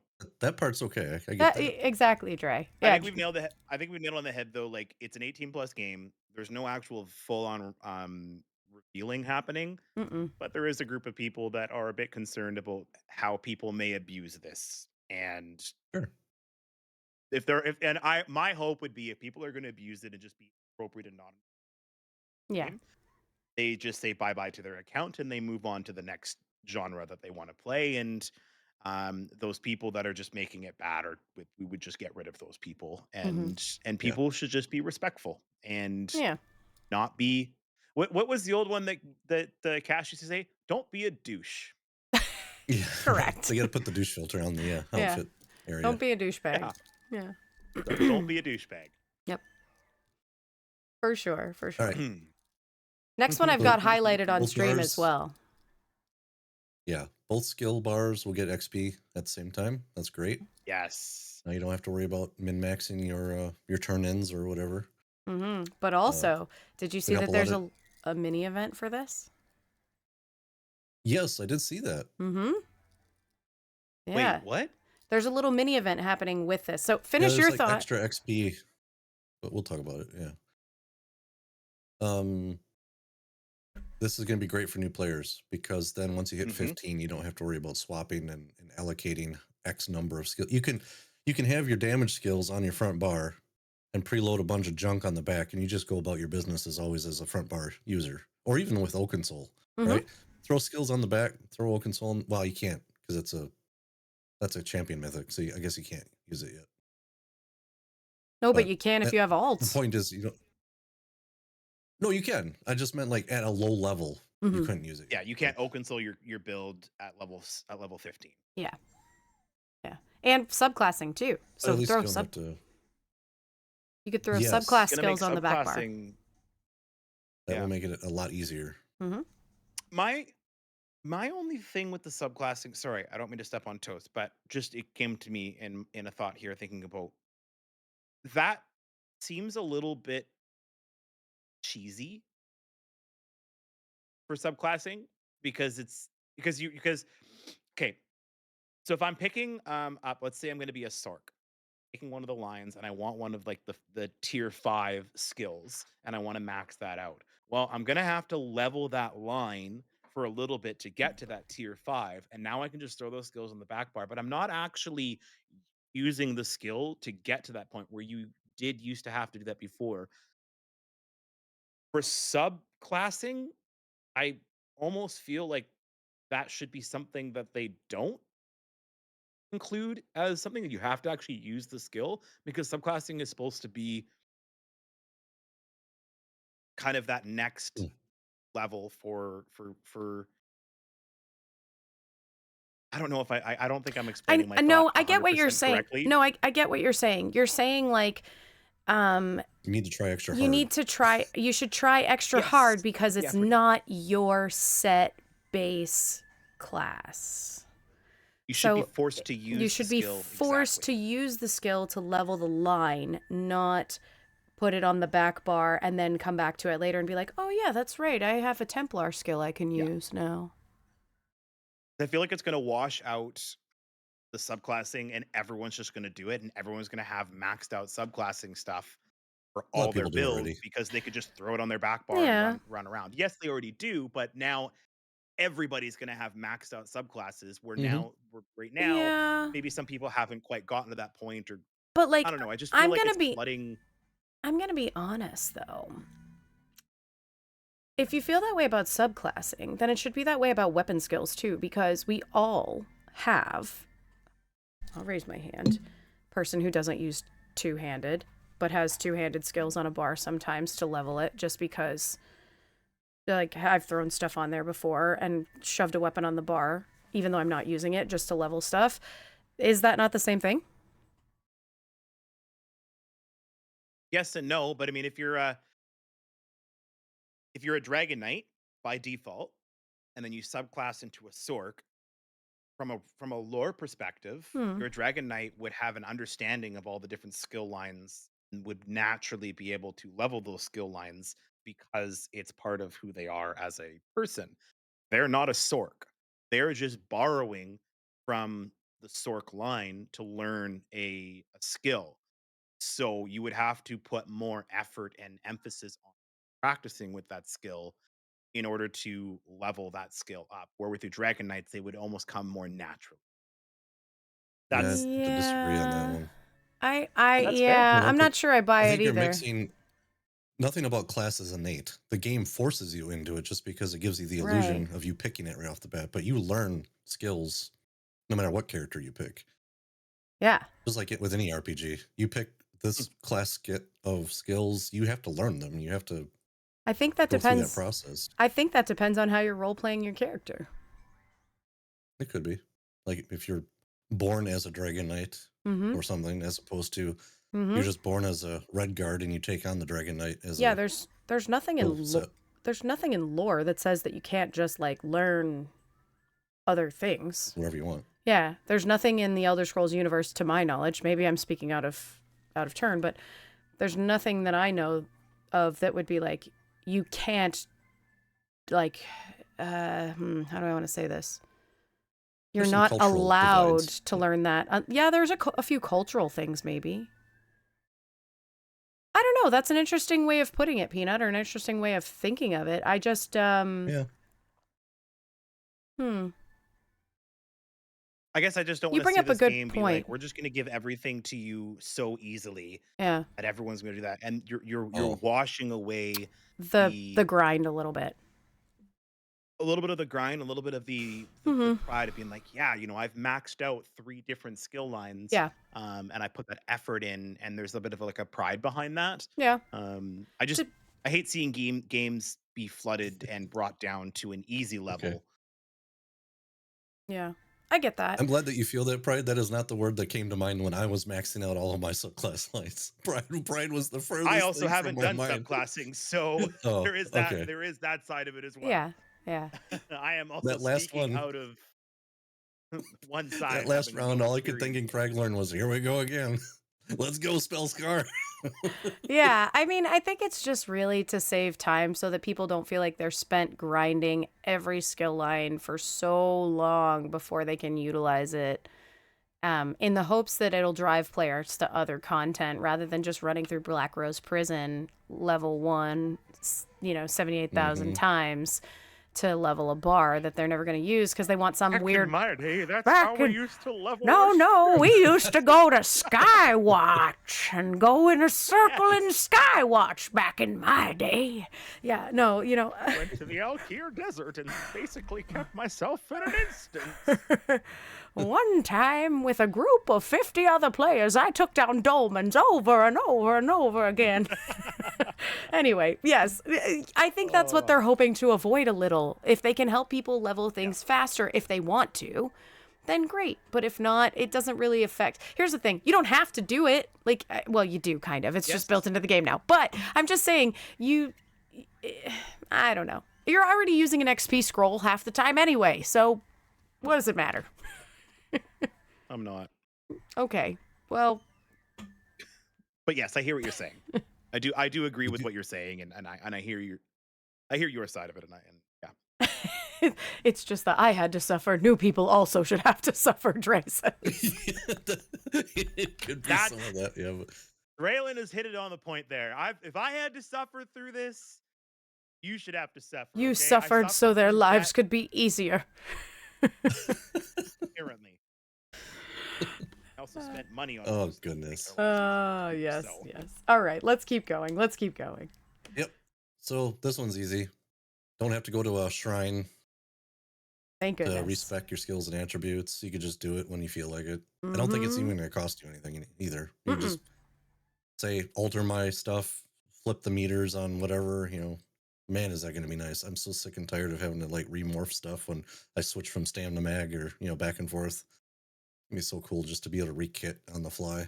And this might even open the opportunity for like re-gearing or reconfiguring without having to go through the armory. Maybe I think they're going just to throwing it negate out there. their armory. No, not entirely. The No. armory does a lot of nice stuff like Munda Stone and some other things as well. It makes it way faster for one.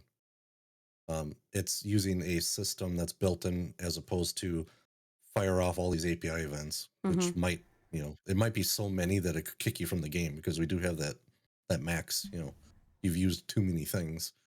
So Hmm? I just thought about that, well, if we can change our skills and attributes, maybe that will be automated through some kind of a like dressing room or wizard's Yeah. wardrobe or It whatever. might bring some of those add-ons back to the forefront, because I think a lot of those add-ons have kind of like faded in the back once they added the armory system, because it basically did a lot of that. Yeah. Um, but yeah, But no, I do, I'm happy to see those respecs in your menus now, not having to go to a shrine. It was mhm. kind of ridiculous to I have to do go to a wonder shrine if all the time. that's going to be, if they're going to disable that like they do the armory when you're in an, like arena instance. Like in Archive, for instance, you can't do it. Your build is your build. You start it, you end it. I think it's going to be one of those, when you're in combat, you won't be able to Oh, for sure that, do yeah. that. But I mean, like, Yeah. if you're in an arena or trial or group dungeon, I don't think it's going to let you swap your build like that. Oh. The game system prevents you from bringing out your armor. Hmm. Yeah. So I wonder if Yeah. this might exploit that somehow and get around it, or if they're just adding in that condition to make sure you can't use those functions. I don't know. We should Something to think ask. about. We should ask that question. I feel like it was asked, but I don't remember the answer. I think if it is an issue, it will be fixed within a few weeks. So I would say even less They're than going to that. realize suddenly the clear ratio of the arena has skyrocketed. right. Yeah. Every time Thoat comes up, everyone changes their build instantly. Like, how'd they do that? Oh, oops. Yeah, right. Or if we get in that other arena where you and I were. Anyway. One of the things that I am most looking forward to, and in all honesty, I thought was a silly thing to change to begin with, but they went ahead and did it anyways. I think a lot of people even voiced their opinions when they did it. They're like, this is not a good change. Don't do this. But they're like, no, we're doing this. Well, they're stepping back after a few months, and guild listings are going back to 30 days. Thank you. Yeah. Yes. Get her 2 weeks back. So Oh, nice. my mailbox is going to be much, much happier because I'm not having to relist things and burn through my gold consistently. I That didn't was even their think plan about all that. The along, was just posting to make fees people were, spend extra gold. yeah, it probably was.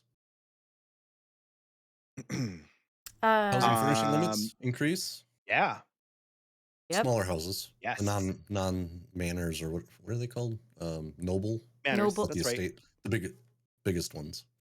So those Yeah, don't. I even think it get- goes all the way up to manners, and then the noble houses or whatever. So like the 350/700 does not Notable. increase. Notable homes. Yeah. Notable. So the smaller ones are Not a just noble. saying, hey, we know that a house can support up to this many because we have that in the bigger houses. Why not just give them more slots on these smaller houses? So Mm-hmm. good choice. They did say did they not say with the furnishing thing though? Is that for the console side? Is that limited to the pro No. and it's not, so it's across the board? Huh. Mm. I find that interesting because for the longest time they've always used the excuse that they couldn't increase furnishing allotments because of Well, the That was before older hardware. before add-ons, though, too. well, you got to remember what It they're was- really driving off. You have to look at the Well, add-ons biggest houses, Mhm. 350 or 700. Okay, let's just assume everybody had plus. I know, just for the sake of argument. Yep. 700 Mhm. items, can't go over it because we assume, when we don't know, that the older supported consoles can't render that much on screen or in memory at a time or whatever. That's our guess, is that, okay, we're supporting the older systems where they just don't have the hardware to throw all of this into memory so that you can have all those items in the house. So if you were to go to like 1,000 or something, it might cause, the stuttering or the swapping of Mhm. assets on your screen or something. Look, it would be a terrible experience, and that's why they stopped it. They wanted to make sure the experience was good. If you've already got 700 in the biggest houses and it's fair to let them work, then fine, go to 700 on all the other houses too, because you know that the system can handle it. Right. Yeah. I think that's what they're getting at here, is the ones that aren't capped, we could bring them up closer to the cap, give them more room, because we know that the systems, the actual hardwares will allow for it. Right. But if you walk into a large home that's maxed out at 700 items, those 700 items are not all within a chunk or two of rendered space in front of your face. They're spread not. out across, they're not all rendered.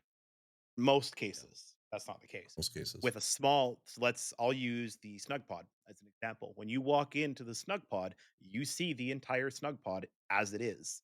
So I'm Mhm. going to be now rendering, using your analogy, 700 items in that small little frame of field, where before a lot of those things wouldn't have even been rendered in front of me because they don't exist. So I'm curious as to I don't think it where was. the I don't think it was those size they're- homes though that were getting that. I thought thought they all were of them getting were a getting boost. bumped. I didn't think the in All of them but the rooms- biggest. Well, we'll have to fact check that. We'll But fact check that I guess one. regardless, enjoy the more slots in Yes. general. Yeah, No. more slots is great. Don't get me wrong. I'm not dissing the more slots. Mm-hmm. I find it kind of interesting that for the longest time they said no because this, and now they're like, okay, yeah, we're gonna do it for this. And I just kind of scratched my head. I was like, you guys wouldn't do it for the longest time, and now suddenly you're doing it, and your previous excuse was consoles, older gen consoles, and now you're saying you can do them. Yeah, I Oh, think it I was think it's also just interesting. hardware on Maybe their it's not right. as side big of too. a maybe that's part. This is part of that server upgrade that they did. Is it allowed them Could to be. be able to experiment with that option, Mm-hmm. and now they're like, oh yeah, the servers can handle that. It's not as big of an issue anymore. So, but yeah, great. So I thi- housing stuff, absolutely fantastic. You're gonna get some more space to drop your stuff in there and set up some cool things, and even some of the smaller homes, some of the smaller, not the smallest, but some of the smaller homes, you're gonna have an increase in space, storage space, which is freaking awesome. Yeah. So I'm excited to see what people do. And hey, you know what? Maybe we need to do like a Lore Seekers housing. Okay, Challenge. I have it right here. Okay. With update 49, every house that was staple or classic will have its capacity increased by at least 50 additional slots, or if you have ESO Plus, 100 additional slots. Yeah. Home Double the size double. categorization is also changing so that all homes within a size category, whether staple, classic, or notable, are now unified in the furnishing capacity.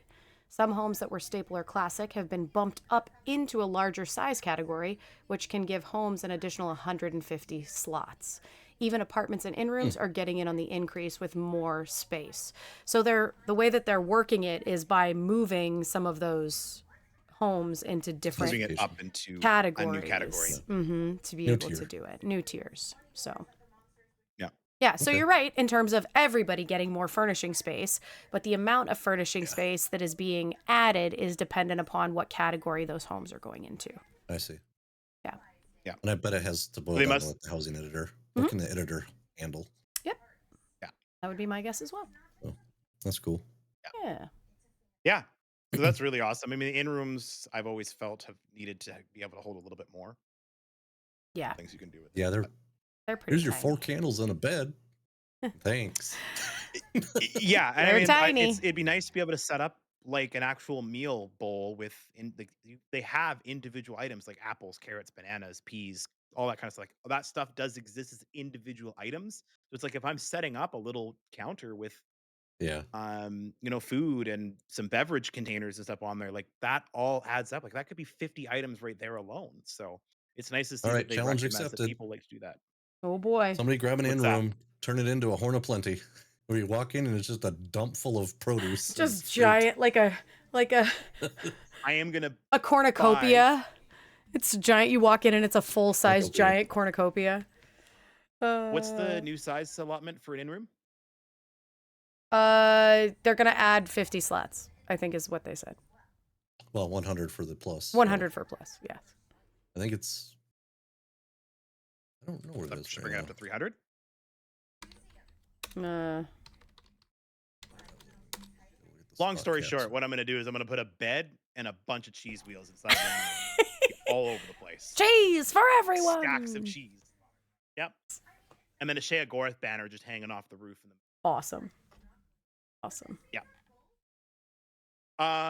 If you're like me and you're both 3 characters are sitting on a plethora of transmute crystals, well, Mhm. guess what? We're getting an increase. Yep. Thank goodness. What are we going up to? Like 2,000? 1,500? 3,000 if you have plus. 3,000.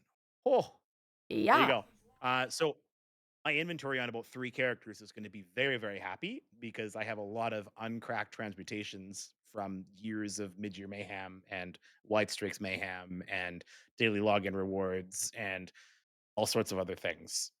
So that's awesome. Yeah. Like I'm gonna probably free up a good like 50 slots on Entravi alone. Yeah, it's wild. So. Yeah, I'm pretty sure it was 3K that I saw. I was double checking right now. Next, Even- yeah, it is. It's 1,500 or 3K. 1,500 or 3K. Double for plus. Amazing. Oh, basically, everybody then- triples. Yeah. And then probably one of the greatest things ever. When you have outfits, right now, you have to buy an outfit slot for every single character on your account. It's character bound. Not anymore. Account-wide outfit slots. You're no matter how many characters you have, and if you've previously Right. bought, you're just gonna get. You have All of one them. character with 5 outfit slots. All your characters are gonna have 5 outfit slots. It's just gonna be matched for your largest character, which is amazing. I'm really really happy to see that they're doing that. It was always so silly to me that I couldn't have outfit slots across the character. Yep. Yeah. So one important thing to note here is not the outfits clone, just the slot count goes with the other characters. So don't worry about, well, I changed the outfit on this character, it's going to look the same on all the others. No, that's not how it works. It's just you get those slots everywhere. Those outfits Yeah, the themselves availability. will still be unique to the characters. Yep. Yeah. Indeed. So that's awesome. I'm actually excited because I have a few characters that I wanted to change out some outfits on, but I just refused to buy more outfit slots. I'm like, nah, I'm not buying any more outfit slots. I'm done with that. So now I don't have to worry about it. It's gonna be great. Awesome. That's exciting. Oh, Minwee. Well, do we want to talk? Y'all, what's happening in the chat right now? We're not even gonna. We're just gonna let it go.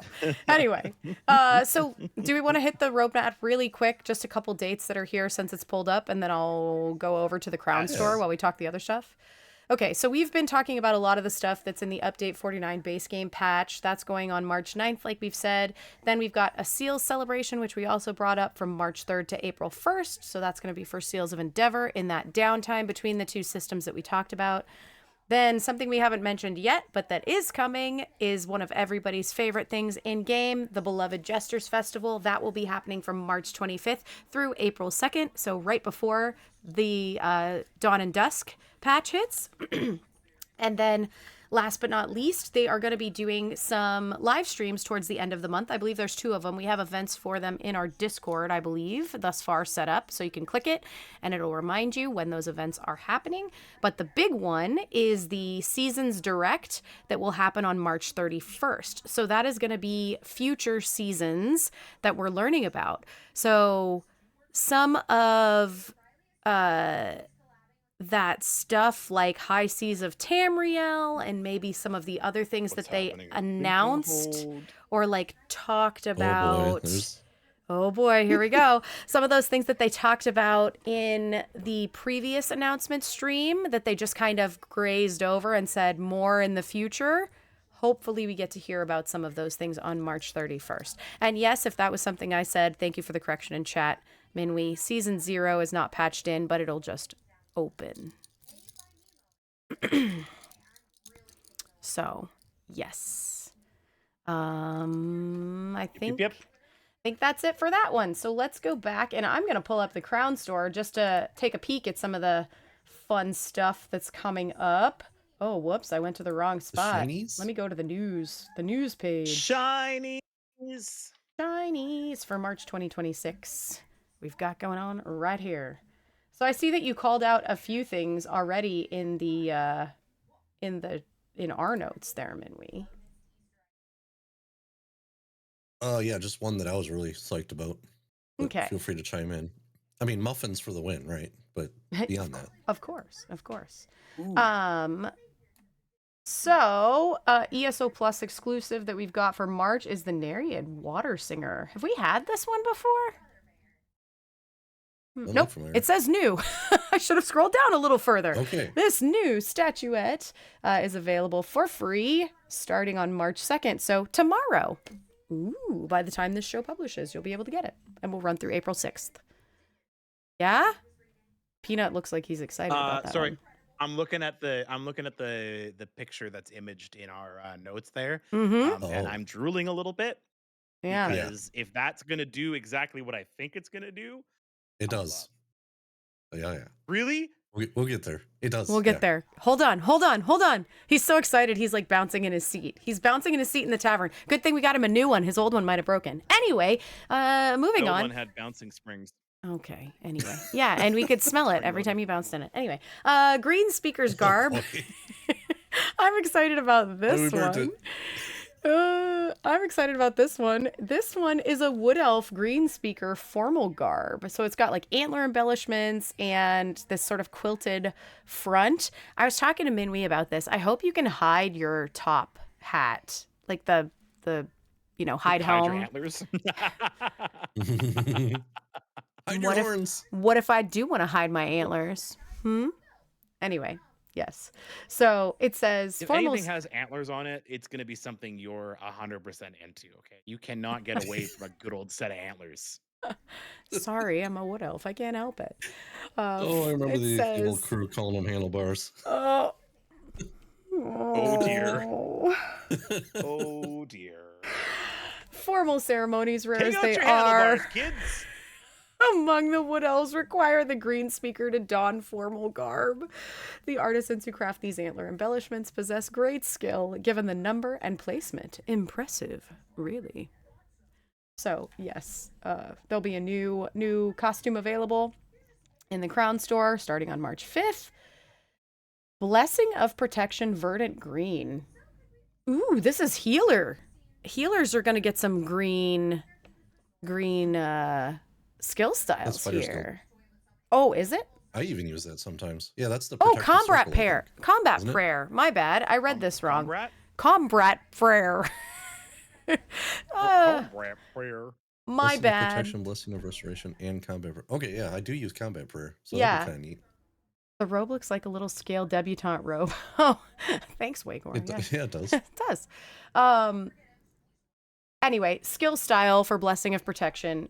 That's green. This is fun that they're finally adding more skill styles to other areas. And then this one, I'm not sure. I might be dropping some crowns on this. Look at Muffins. Snorkel trunk. It's a baby snorkel trunk. It's a baby snorkel trunk. I love it. So Elspeth and Muffins, the Nord explorer, and her faithful mammoth Muffins roam the wilds of Tamriel in search of adventure. Invite them to stay a while. You can have them as house guests, and then you can set them on a path. I just want to know, do they walk together, or can I like make them do different things? I already have 2 other pocket mammoths. So what if I bought this and then I just made like a train of pocket mammoths that just Oh my goodness. walked through the house? I'd like And to say you're ridiculous right now, but I do that with alchemy. Little Yeah. snorkel trunks just going one behind her as they go around the house. So cute. This is going to be available on March 12th. The pachyderm line. The mighty pachyderm. Yes. This is one that was highly requested, I want to say, by the community. I saw so many people asking for this next thing. They wanted like toys or stuffed animals or like little trinkets for our houses that aren't traditional furnishings. And so they made a Toy Maker's Trove bundle. And look at how cool this is. It's got a little toy jerboa and a bear and a vardvark and a guar and a chicken guar and a little mud crab. And they're all made out of like leather. They look like they're leather or cloth. And then it also has this sort of carousel. And I want to know if that carousel is going to be animated. I feel like it is. Do you think it's going to be I thought it might animated? be like a music box or something. Probably. Yeah, I wonder if it will play music. That think would be really cool if it does. I don't know that much about it, but there's that, and then there's also a what am I trying to say? Like a mobile, like you would hang, you know, in a kid's room or whatever. I think that is so cute. Very Do whimsical you think looking. Sparky might be role playing this as they're made out of gore skin? Yes, I'm sure that's exactly what Sparky's thinking. I think he might just buy this to decorate a house and just say, yeah, this is all the gores I killed. No, he would just throw them in the fire pit. He would buy this and then put them all in a fireplace and just be like, that's it. We're done here. My work here is Rose, done. it'd be monkey My work here pelts is done. From Rose. My work here is done. If you didn't see it, and I don't think we talked about this on our show, but I talked about it on SnugPod. If you didn't see it, I think a couple months ago, they actually released patterns on the ESO website to make some of these plushies that you see here. So there was someone that Oh, actually cool. did a leather stitched guar or a leather stitched bantam guar that you could get the pattern for. There was also a mud crab and a vardvark, and it was really, really cute. And the patterns were a little bit challenging depending upon your crafting level, but they do have them somewhere out there on the website. So it was pretty cute. But I think this is really fun. It's very different. We don't normally get furnishings that are toys. So I think that's kind of cool. I think about the closest we have is the little bears that came in the Hearts Day or the like Hearts Day furnishing bundles where it had the rose petals and the sweet roll tray and all of that stuff. And then there's one other set that is the like the scary creepy Western Skyrim talking doll, and I think that was actually like a house guest. I don't even think that was a furnishing, quote unquote. So I like this little whimsical extra touch that they're adding. Brand new customized action we're getting as well, Sanguine's Rune Gathering. So this is, you know, having a rune gathering or an enchanting customized action. That'll be available as well on March 26th. And then everything else Chisel your rune is, stones with a rose. yeah, everything else is returning items. So we've got the Spriggan polymorph that's coming back, a Dremora Deceiver Duster, a Dark Shaman, Naryu's Morag Tong costume, Lizardly 4 fabric skirt set. I don't remember what that one is. Alien Ruins Wild Growth, skin coming back, a Shivering Isles Anointment skin. And then for adornments, we have Sailor Squid Goatee and Jester's Festival Hat Pack. Those make sense considering some of the other stuff that we were talking about. Crafting and outfit styles, Elder Scrolls Artifact First Blade, the crown crafting motif for Crimson Oath, crown crafting motif for Militant Monk, the bone mold crafting motif, and I always say it wrong. Anaquina. Enequina? Anaquina crafting Northern motif. Elsewhere. Northern Elsewhere. Yes. Stonekeeper arms pack as well. Exile's Revenge motif, Grim Harlequin motif, Mighty Chuden arms pack is coming back, and then the Jester's Feast arms pack. That's the one where you can like hit people upside the head with like a ham hock or something. I don't know. That's true. What? You don't Ham remember? bone. You don't remember the furnishing or the arms pack that was like food items that you could like hit people Oh yeah, with? I do. I've got them. Yeah. Yep. Then houses that are returning, Hermaeus Mora, Tower of Unutterable Truths. We've also got the Willow Pond, which is a personal favorite of mine. What were you going to say, Minnie? Yeah, I think everybody should own that. It's such a good house. Oh, so good. And then house guests, one of Matt's favorites, Arox the Mutilator is coming back. And Mel Adris is coming back as He is well. definitely such a good character. Oh, every line he busts out, he's 100 on everything. Again, talking about people on social media, the other day someone's like, Arox needs to be made into a house guest. And I was like, you're in luck. Because he was. Yeah, this one. It's like, he is one. So hopefully that person somewhere in the world gets to buy this and gets really excited about it. Assistance. If you haven't found Arox yet, if you haven't done like the Fargrave line and all that, you could probably find all of his dialogues somewhere, such as UASP. I would suggest just go read through them because they're funny. They're some of the funniest things in this game. They're good. Assistants we're getting, Tara Lorne, the Debellan Free Trader, and Voko, the Carnival Weapon Dancer. Those are returning. I don't exactly remember who those were. I don't either. I'm trying to... I don't know. And we're getting our Hermaeus Mora statue back. That's just like the one that it's big. Some people own in game that they also own for real life. Yeah, it is big. It's big. This one has really cool what number do you have particle again, effects. Peanut? What's your number on your statue? Oh, 666. Are you serious? No freaking way. I can't. What? That is. Yep. That's crazy. I didn't know that. I didn't know Yep. that.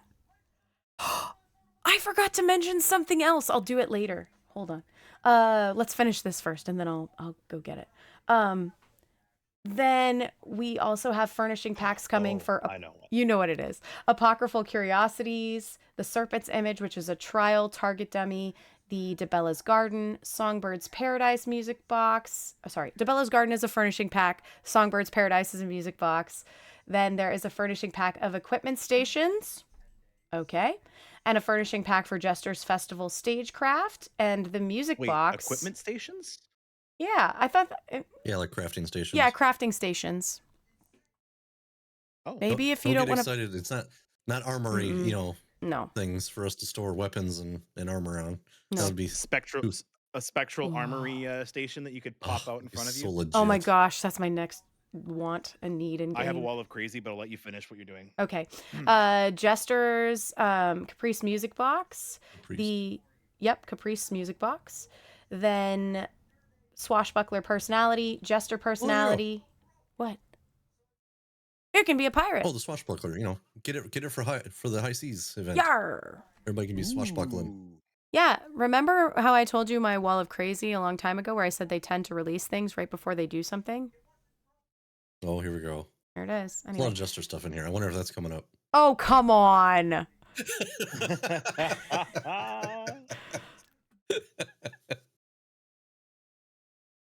Yeah.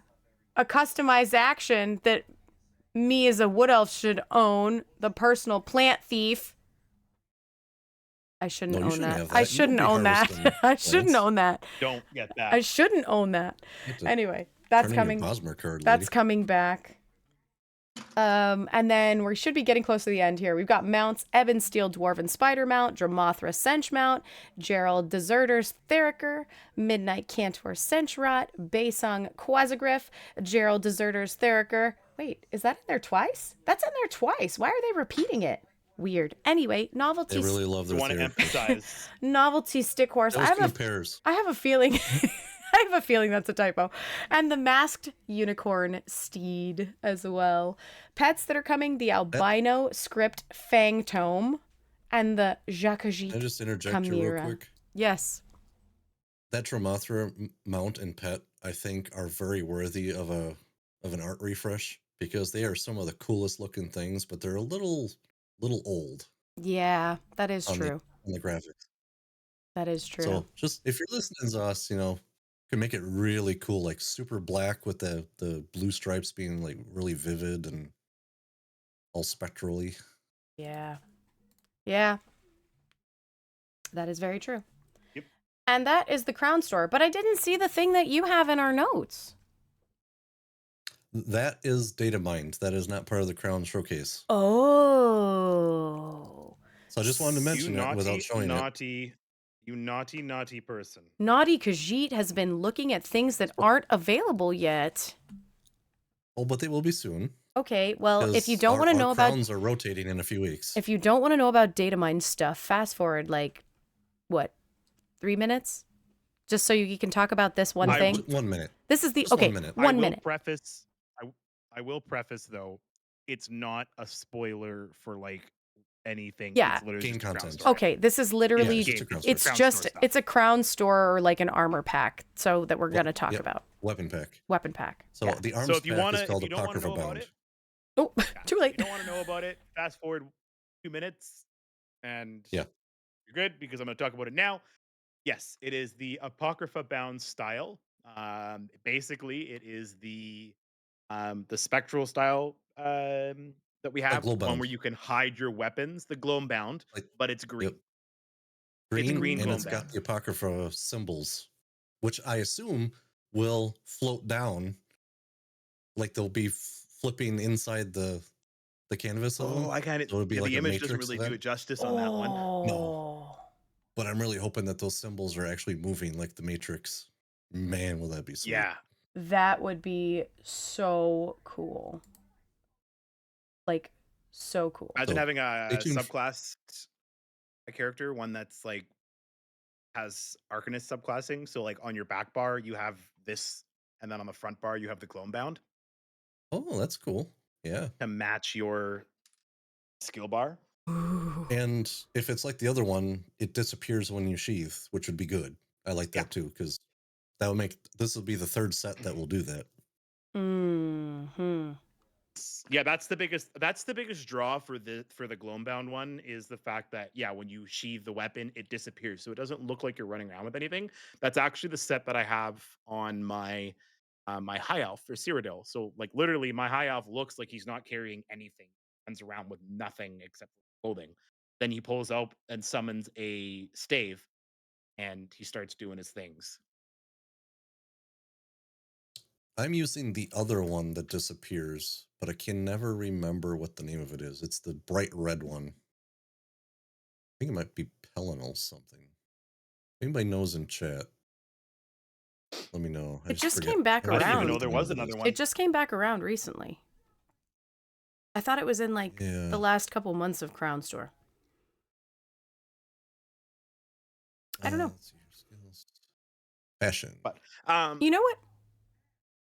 really crazy. Really quick. No, really quick. Let me interject one more thing that we didn't talk about, but is like a big deal coming up with the next update and update 49 is the mounts that are going to be available at the stables now.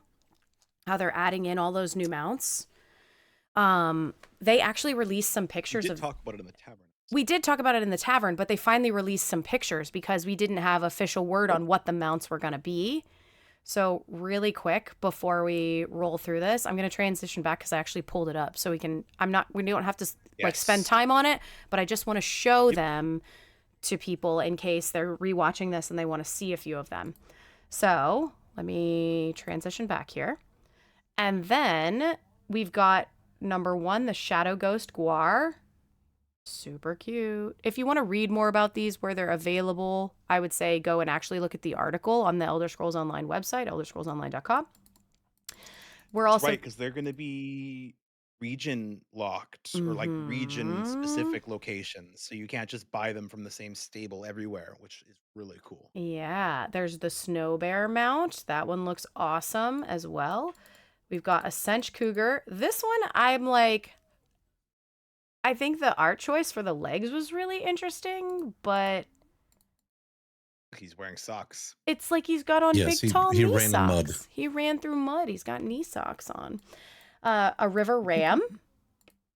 If you really like jumping up the side of a mountain on the back of a giant ram, you can get that. Where that's going to be located. Hammerfell camel. Just a good old trusty camel. Spotted Dune Racer Centrot. This guy looks really cool. He only does arms, no leg day. Frostborn Durzog Mangler.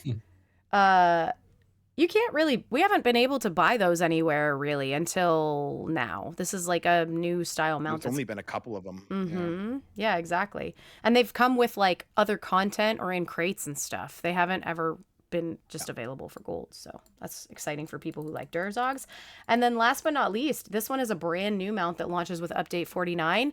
And it is going to be one that's a bit of a mystery. So they didn't say where it's going to be found, and it's not entirely clear basically on what Metal Mane or where Metal Mane is, because that's the name of said dwarven horse mount. But it's a brand new mount that will launch in Season 0 and with update 49. So very cool there. Cool. And I think that's it with those. So I just wanted to touch on those really quick before we moved on to your Wall of Crazy really quickly. If the dwarves are long gone, how do they keep releasing content? You know, that's a great... Well, the horse, you see, he was trapped inside somewhere, and then someone came and found him and let him out. So he's just been waiting this whole time. That's my theory. It's my lore theory. Dang it, Abner. I agree. All right. It's my lore theory on the horse there. So. Love it. All right, Wall of Crazy. What were you going to say, Toasty? Here we go. Oh, don't sound so excited about it. Jeez. I am excited about it. I love it when Dre, they've got a lot of stuff lying around. And I have mentioned this in the past before when it comes to housing. being able to have your characters wandering around in your house everywhere. We're getting to this point. We're coming to this point now where it seems like something that could very well be feasible. You don't have to be able Mhm. to interact with them, but just having your other characters wandering around your house. Like we got all these people, let's give some more life to our houses. So, Wall of Crazy, Doss, if you're listening, can you give me a reason why? Because I got 15 characters sitting in there that I would love to just be able to drop inside my house and have them just hang Mm. out. Hmm. I You show think, up and you see yourself. What? Wait, yeah. huh? Huh? Well, What? yeah, you can't have your own self sitting Wagor, there. I think our characters should be target dummies. Yeah, they already are. I would totally be okay with that. I think that'd be kind of neat. Target dummy your own characters. I think that'd be so cool. I just had a But are you crazy, really go big for it? wall of crazy. What if Okay. they're like a shape-shifting, like a Dremora target dummy, and when they come back, they randomize as one of your characters? That would be cool. So, like, you kill them, and then it randomizes into one of the other ones that you're not on. Sure. Yeah. And it could be like a... Hmm. I'm thinking. I don't know. I was trying to think if I Careful. could, like, tie that to, like, some Athelia weird threads of fate shenanigans, like I talked about that one time when we were talking about hard mode and overland content. Which now we know about that too, by the way. We did see a little peek of that. We didn't mention that either, because We that's something did. that we'll probably talk about future episodes. But we did get a little peek Yeah. with Finn at the overland challenge difficulties that they're going to be working on. Not And finalized by any not means. finalized by any means, but we got to see a very basic toggleable system where you could toggle when you're out of combat, and it will only affect your character. It does not affect anyone else you're grouped with or things like that, and it just applies a buff or a debuff to you depending upon what level you're on. So I think that's pretty cool. Yeah. No, I think that's I think they've done a good job of setting that one up. Yeah. Wow. So that was it? That's all you wanted to say about your wall of crazy? You just really want us to be able to see ourselves in our houses? I want to be able to have my other characters just hanging out in my house. You want to be able to have people come to the tavern and have the three of us sitting there so that they can come say hi to us. all the time. Yes. That He's would be gonna have all those characters doing the so Eleanor freaking Element. cool. That would be so cool. And Leotar in I hope I pronounced that name right. In chat there did also say something that both Minwee and I and Mr. Bacon also agrees with: weapon racks and mannequins. Oh man. Yep. That would be so cool. Or I like Rose's That's the idea dream. as well. Interactable things in your home, like a furnishing pack, being able to lay down on a bed without having to use an emote, being able to grab a pot and Yes. stir a pot. Something that can be really for like the RP community or for communities that want to have events like that where you have a whole bunch of people over. Those Imagine beds that you can't get in. Oh, I want to be able to sleep in them so bad. Oh my gosh, imagine if you could have your friends over to your house and you could have a dinner party and your character could go over and interact with a pot and like stir a pot, and then you could come Sure. over and everybody could sit down at the table and you could like interact with your plates, or like The at least RP options are endless. Okay, so I won't get super crazy. Wagor's like, pillow fights. I won't get super crazy, but what if you could at least interact Bring me a cake. with drinks, because that's already an emote that we have when you're sitting in a chair, right? You just sit down at a table and the food doesn't disappear, nothing like that, but you could just click an X on the table and it would immediately have you, start drinking from a mug or drinking from a wine glass. Or let's just get tribute tables in our house. That would be a great start as well. Anyway. Don't they have a Tales of Tribute? They have a furnishing, but they don't have one where you can sit down and I can challenge you to tribute by you sitting on the other side. Yeah, they just have the table from the hall. Mm-hmm. Chad has asked us if we've heard anything more about this guild house, but I think that's what the night market house is supposed to be, right? I just don't know what it means beyond having the guild trader. Yeah, available. I don't think that they have truly yes. So this may be like a verbiage thing. I think when the night market came out, we thought like a guild house, and we thought it was going to be like a guild house where you can Right.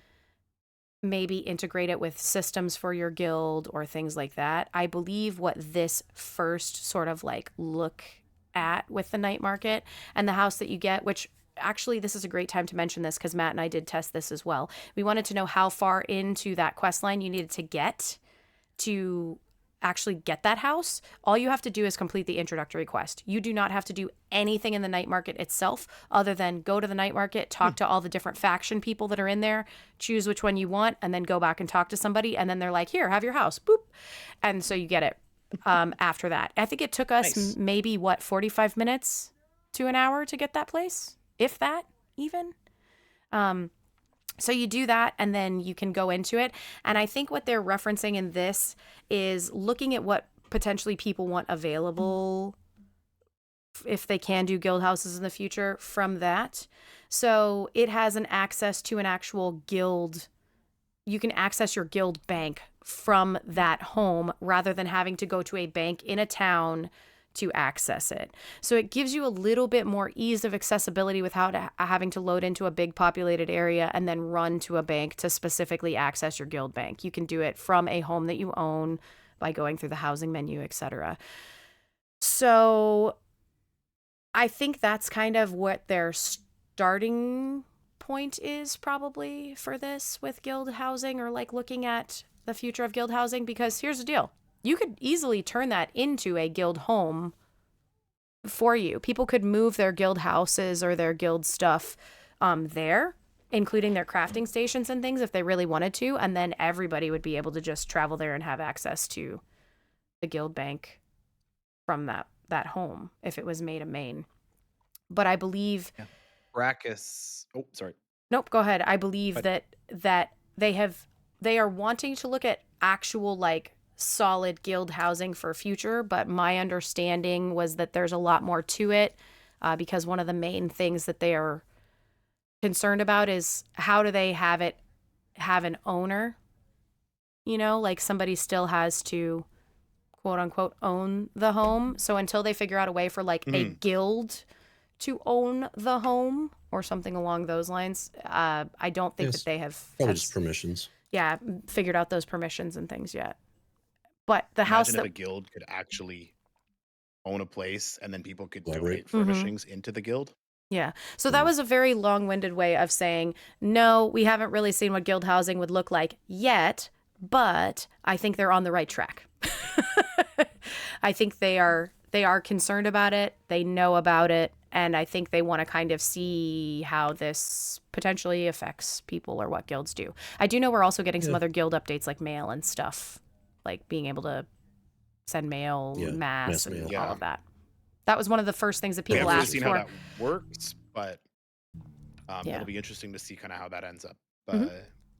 Yeah. So So don't freak out thinking you're going to get spammed. It's only going to be via permission. They did say that. So yeah.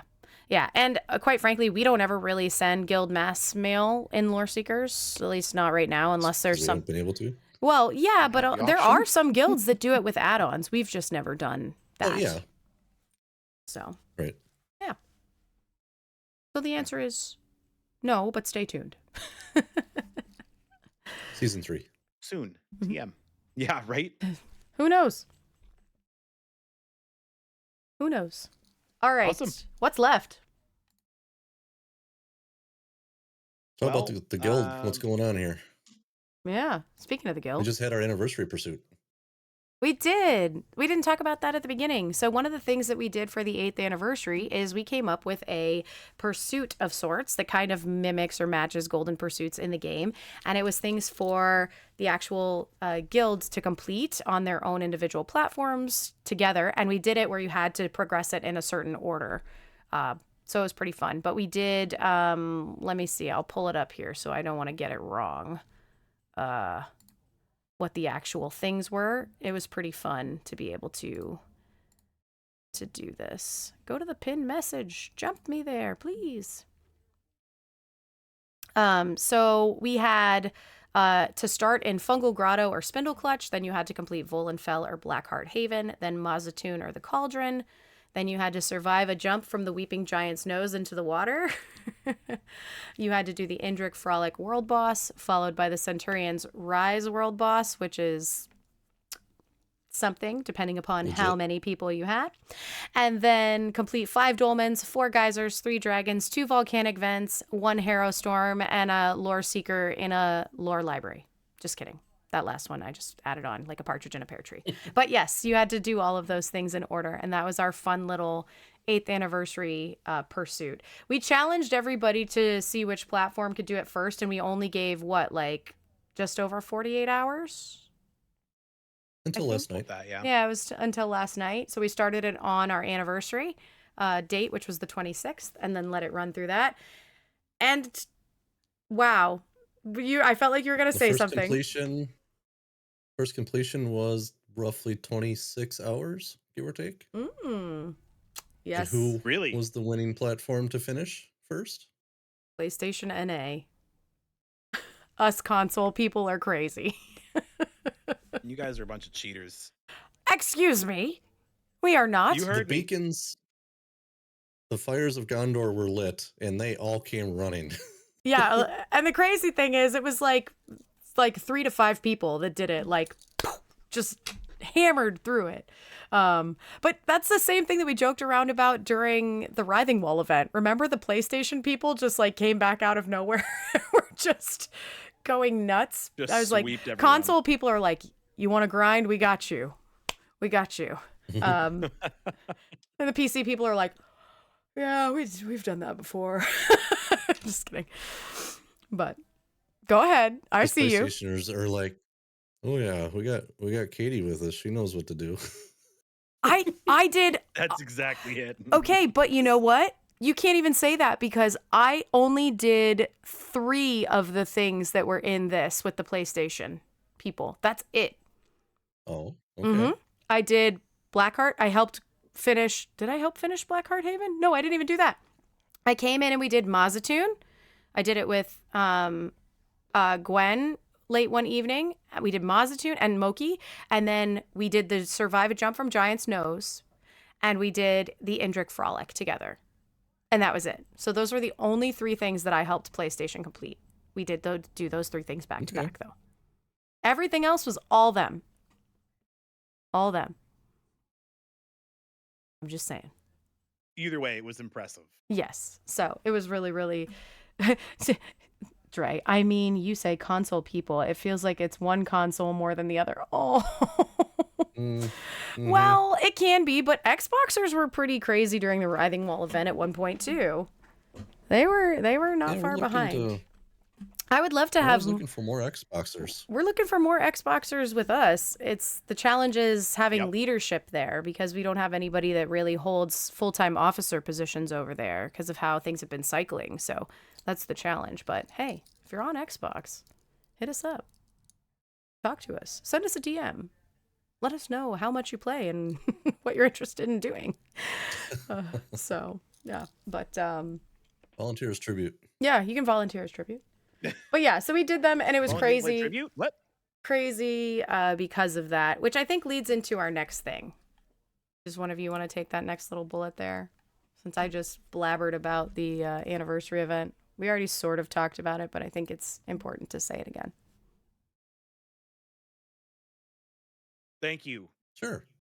Go ahead. Yeah, Peanut. that! I was saying, Thank you.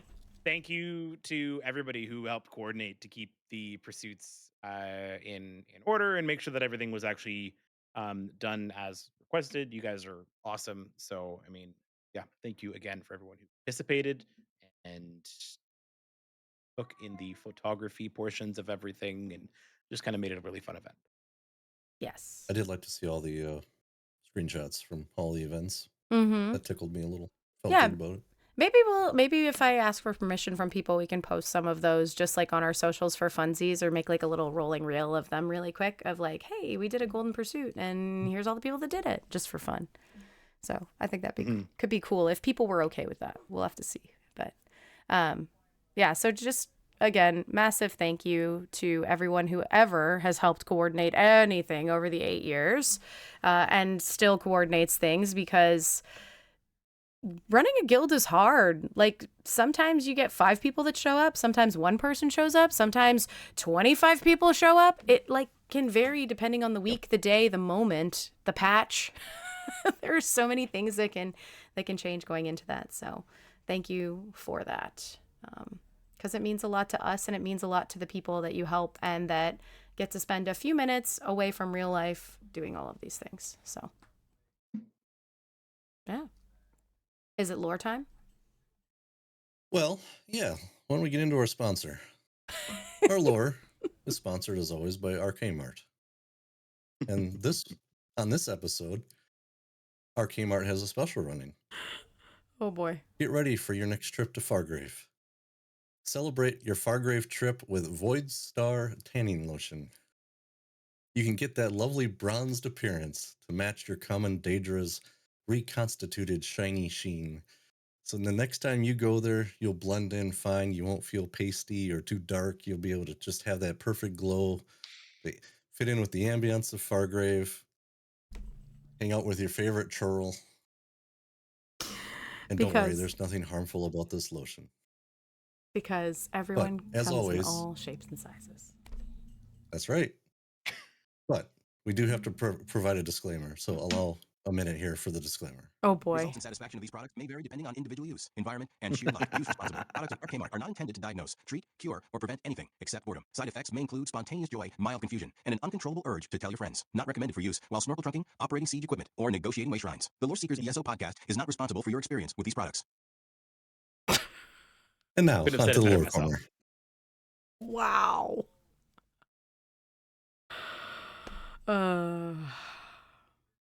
So what's going on today in lore? You're gonna show up fun stuff. You're gonna show up in Fargrave, and people are gonna be like, "Ugh, what did that person put on?" Anyway, carry on. Dre, I'll take your entire stock. He's gonna buy us all the Void Star tanning lotion. Oh boy. Oh my goodness. Well, today starts the new month. So we have the Lord, or a warrior, as the warrior church. Those born under the sign are stronger and healthier than those born under other signs, and the Lord is master of sword and arrow. So there's that. Then we have back in the first era, 2811, 4th Legion conquers the Argonia and forms the Black Marsh. Whoa. And then in our realm of ESO, second era 582, we have Arkay-Mart being used as an imperial foothold in the region, but they fear building it is perilous in order to hold their presence. So those of you who have been in Arkay-Mart know exactly why it was perilous. Because we had to run it over and over and over again to farm for that one set that one time that everybody wanted. So everybody was just in Arkay-Mart going around and around and around. That's why it was so perilous. Boy, do I remember those days. Dre, are we getting more?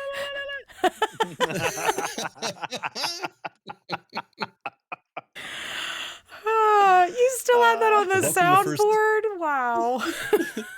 No, Welcome I just to did that First Seed, now. everyone. Oh, you did that? Yeah, he just did that live. That was me now. I just did it live. I am giving you That's mad terrific. kudos. That was amazing. Oh my gosh. Dre said, "Are we getting horoscopes now?" Horoscopes every episode. No, just for a brief moment. Yeah, right. They're called Lorescopes. Loroscope. Your Lorescope. Lorescope for this week. Oh no. Dre says, no. "For those born under the sign of the steed, be ready for new opportunities in love or business." Nice. Oh gosh. All right. Well, Carry the on. name for First Seed is Sisei, I would assume it is pronounced, but it means sprout. And that made me giggle because the last time when we did the charity drive, someone got to name one of my characters Bean Sprout. So it kind of made me remember that. That's awesome. And then we have two treasures. I was going to say, I see you've found some unique treasures from in-game to discuss for lore this episode. Let us discuss the first one. Why don't you enlighten us with the green one and see what your thoughts are? Me or him? Me. This is dangerous. I can't Figure out believe how you I asked. wanna go about I this. can't believe you asked him to do this one. You're a brave man. Yeah. Hey. Now, it's labeled as a children's toy treasure. Okay? Keep that in mind. What? It's a child's toy? I think it's because they That's don't what it have any other says. thing to label it as. Well, it's half true as a children's toy. Okay. But It's probably like one of those things where it's like, never mind. You're just making this worse. Never the more you mind. say it. Never The more mind. you speak, the worse it Please, gets. please, carry on. Carry on. go ahead and read it for us. Well, this is an object. When looped around the tail, this band of downy feathers becomes a fearsome tormentor, popular among bullies and courting pairs. Courting pairs. What's the name of it? This is called a tickle tail toy. So if you ever want to tickle Have your either toy of you- tail, wrap this thing around it and just give it a good old. I think it's like Have you're either of you supposed looted this? No. I have not. Have you? Trail in. I'll take your entire stock. Give me all the tickle Wait, tail hang on. toys. Can you use a tickle tail toy on an Argonian? Yeah, why not? Why not? Yeah, it'll do the same. It's not meant for only Oh. furry tails. Right. Careful. I think that's probably where it originated, though, was to tease the Khajiits. I'm sure. But It's like a feather toy. You if you're a bully, you put it on someone else's tail, and then when they're walking away, people are like, "Oh, I can't resist. I gotta follow that person and bat him on the tail." It looks like a BDSM whip. Stop. well, there's that. Okay. Your mind goes there, I guess. I mean, is that why it's popular among Bacon's courting like- pairs? It's a family Probably. program. Oh boy, yeah. Hold on, wait. You know what this deserves? It's coming. Hold on, here we go. Yep. This is a family show, sir. And that's our beloved Cash, even Say. saying it. Oh There's a my game where you goodness. have to protect your own tail while you're trying to get everybody else's tail, Rose says. Thank you, Rose. Thank you for enlightening us. That would make sense. New says, I think Peanut's going to kill me with laughter. Thanks, Bob. And to that, I say, It's Anytime. too much. I can't hold it. oh, gosh. Well, the second treasure I found is more of a token of esteem because of some of the language in the description. It is the Aristocrat's alabaster perfume bottle. And Crazy, would you like to please read for us what the description is? Alabaster perfume bottle with a squeeze bulb and a brass atomizer, half full of eau de boar bacon. Have you ever wanted to smell like boar bacon? Well, boy, do we have the scent for you. Or bacon. Spray some of this on. I can't say that I have. No, thank you. You want to talk about After a being long day of hard work. So, can you put this on before the Jesters Festival, before you go in with King Boar? Does it give you a buff or a Yes. debuff? Oh, you'll never lose. Both. Yeah, It boar gives will you be all both. over you. You'll smell like that, plus disgusting rotten candied apples. It smells like princess. That boar. Ooh. Yikes. Yeah, I've never looted either of these, but I found them and I couldn't resist but share them with our beloved audience. That is too good. That is too good. I think the tickle tail toy got pulled out pretty damn quick. What? Maybe rephrasing? What was that? Pulled out of the game. Thank you. I was like, I think it's excuse still me. in there. It's listed as a current item. but listed I've- as a I've never current looted it item. yet. Yeah, I've not ever looted that, but yeah, Now, Dre. granted, Oh, most they of my pulled it out from treasures- somewhere. Yeah, right? Uh, There's a reason why I was tickling the tail. Whoa. Is that a euphemism? Things have gotten very out of hand, gents. The rail? and we're off it. we haven't been on it for about an hour, probably. You know that rail that we used to walk? Well, yeah, exactly. Yeah, basically, it just It's fell. gone. It's gone. We fell. It's too much. It's too much. 1,000 bounty for peanut. Oh All no. cities. Punks is deceased from laughter. Love it. Oh no. Oh no. oh man. Oh, I think it's fun fantastic. when we do these little lore corners where we discuss a couple little treasure items from in-game. I had a really good one the other day too, darn it, and I should have saved it. It was one that I think I picked up. There were a few new ones that came out, I think, with the Hearts Day event, if I remember correctly, that were sellable treasures that were Was kind it a of... tickle tail toy? Well, a lot of gifts. A lot of companion gifts too. That were fun. It was not. Oh my gosh. Yeah, you'd remember that. I don't have a tail. That's it. Anyway. Starting You tonight, got I'm going to go into horns. auto category, and where item name equals tickle tail toy, I'm going to make sure it doesn't get auto junked. That way I can make sure that Dre I have looted it. Dre says, "Can you give this to Ember as a gift?" Right? She'd probably Court love Ember. it too much. Yeah. Oh, yeah. Who As long knows? as Who that knows? fish Yeah. stick on the end of it. Oh my gosh. String with a fish candy. stick. A fish stick. Here, Ember. Here. Come on. You know she'd be over there Ember. just batting at it, too. Ember 'cause she's into just the dungeon. Come on. crazy. Come on. Yeah, this way. I need This- your magic key. This way, Ember. She's like, huh?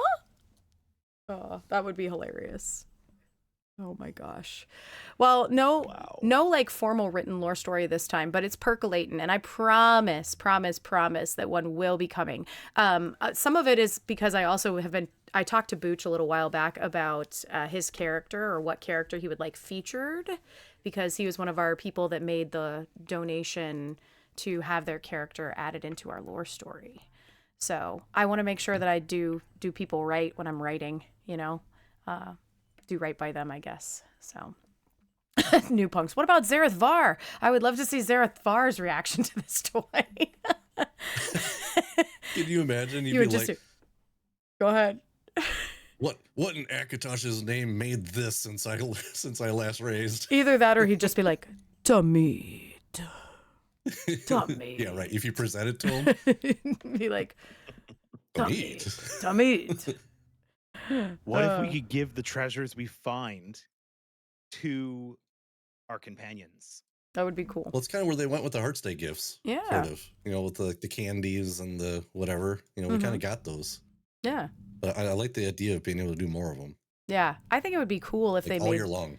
What if they made like just random ones that dropped like very extremely rarely, like extremely rarely, that were just gold items that you could So give. just the ones that you get. Mm-hmm. Rep poor. Okay, calm down. Whose RNG has been Bacon better than RNG. mine lately? Yours. I don't know. No one's RNG's ever Mine. been better than yours. It doesn't stop being good. Mine does stop being good. My RNG does stop being good. Yeah, you have off streaks. You don't have on streaks. The rest of us have on streaks, and they're rare. Okay, that's fair. Yours You- like, you man, come it's down- been like 3 days.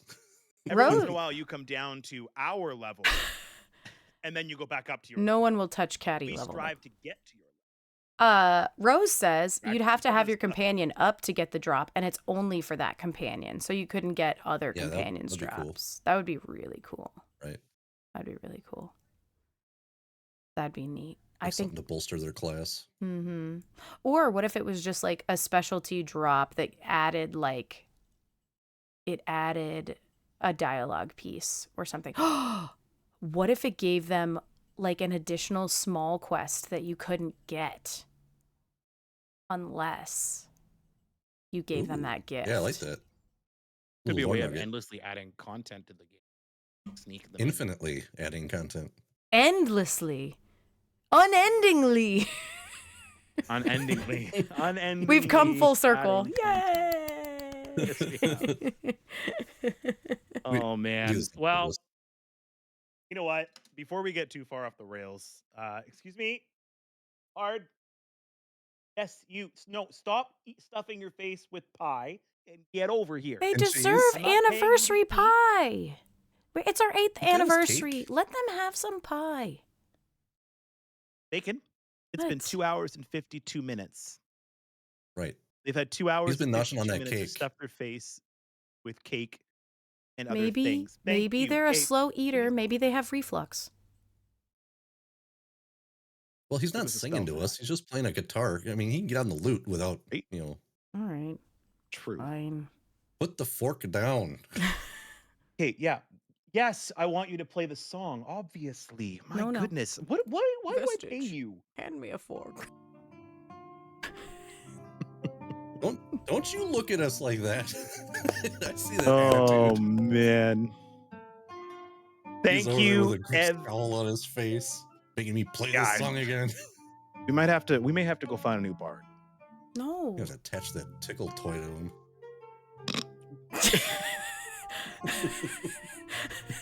Thank No, you no, everyone for no. being here. That goes Thank on the you. courier the next time they're here.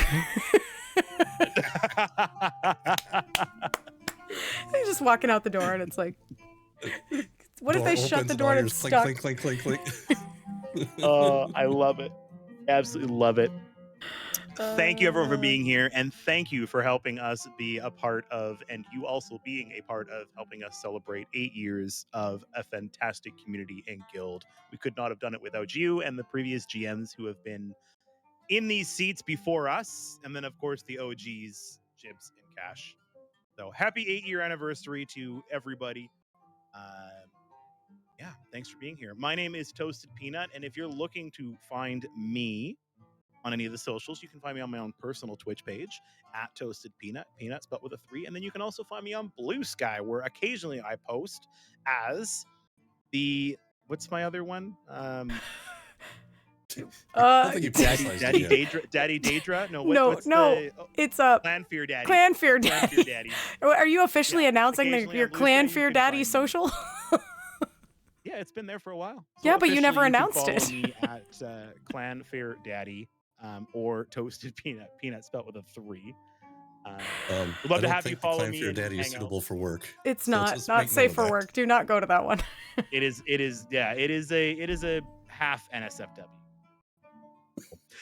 Bacon, Yeah.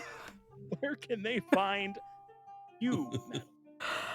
Where can't you find me? You can find me a lot of places. You can find me on X at Katie Stunt Show. You can find me occasionally on Twitch as Gone Crazy Back Soon. I mostly stream though here on our Loreseekers channel. Hoping to have some of those coming up maybe during like spring break time actually. That would be great if I can get some of those done.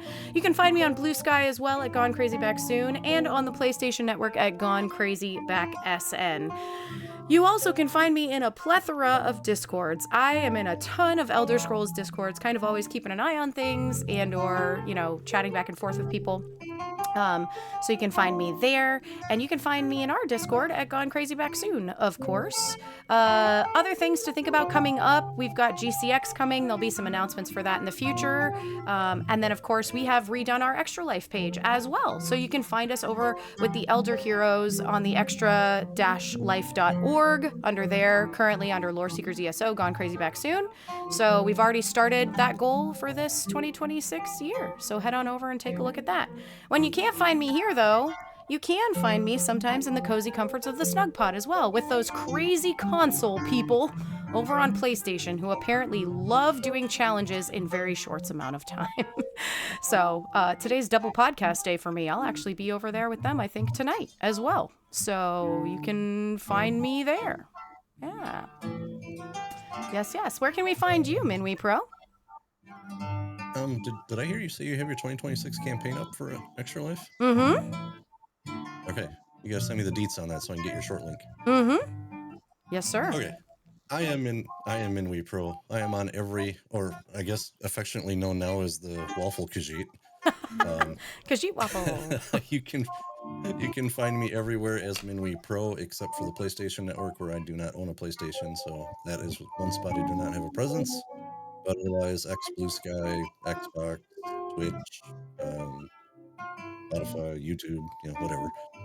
All Minwee Pro all the time.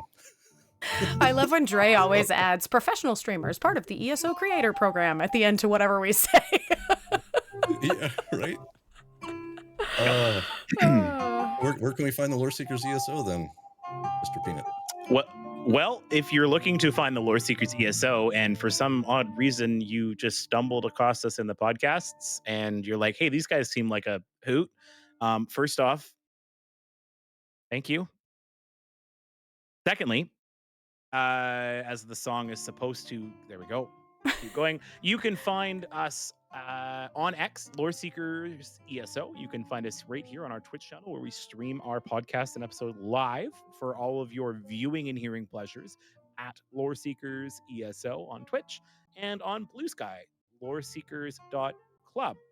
Which throws me off every single time I do this because loreseekers.club is also the website you can go to get all the links to all of our socials Indeed. and our Discord. You can also join the Discord. If you'd like to join the Discord, head over to Loreseekers Club. Click on the Discord link, answer a few questions for a questionnaire. It's basically our good old-fashioned "you're not a poo face" filter, and we would love to have you join our community. Head on over there, fill out this questionnaire, give us some thorough answers. Please don't give us one-worded answers. We'd like to know a little bit about you. Make sure that you're the right fit for the community, and realistically, we don't really ever deny people. So you can also find us on our newly created, bacon-managed, full of all the wonderful ambient videos, YouTube at Loreseekers ESO. Head on over there. There's a ton of really cool videos, and we're constantly uploading more. Bacon has worked extremely hard on it. So, and then if you would like, just an email with the OG email, loreseekercast@gmail.com. We would love to hear from you, and if you give us the permission, we will share it right here on the show. Mhm. So, love to hear from people. Yeah. Head over to the YouTube too. He said it already, but that we have one. But we added some fun stuff there for the anniversary. We actually added our tavern that we have pictured behind us. We have the ambient tavern there. That's about a 20-minute video that runs some of the music from Tribute, and then also has a little bit of the Bannered Mare sprinkled in, just because it's so special to us. So if you head over there, you can actually catch that video as a little fun ambient video. And then I try to release other ambient videos and some other stuff like weekly or bi-weekly. So we've got a lot of things kind of like preloaded there. It's just whether I remember to go and turn them on or not. Been doing good work though. They've been getting a lot of views. Those ambients are hitting hard for people. Yeah, I'm getting excited. I feel like it's ramping up a little bit, which is really exciting. So yeah. All right. And if you're listening to us on the podcast and you're like, man, these guys are absolutely fantastic and I love what they talk about and they make me laugh until I can't laugh anymore or until I pee, and then it's just, well, that's a different issue in and of itself. Make sure you give us a 5-star review on Apple and Spotify. 5 stars would pee again? I don't like it. I don't like 5 it. stars would pee again. I love it. I love it so much I peed. Yes. Head on over to Apple or Spotify if you're enjoying the show and you love the episodes that we're putting out. Please give us a 5-star review. It helps us become more visible within the podcasting communities, and it also brings people to the guild. Every 5-star review that we receive on Apple Podcasts, we will share it live right here on the show. You can have your 30 seconds of fame. And, I mean, if you don't like the show, you can also leave us a bad review. I'm not going to read it, but you can leave it.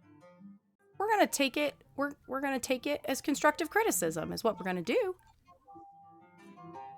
At least that's what we're gonna do. That's what I'm gonna do. I don't know if that's what you're gonna do, but that's what I'm gonna do. Yeah, fair.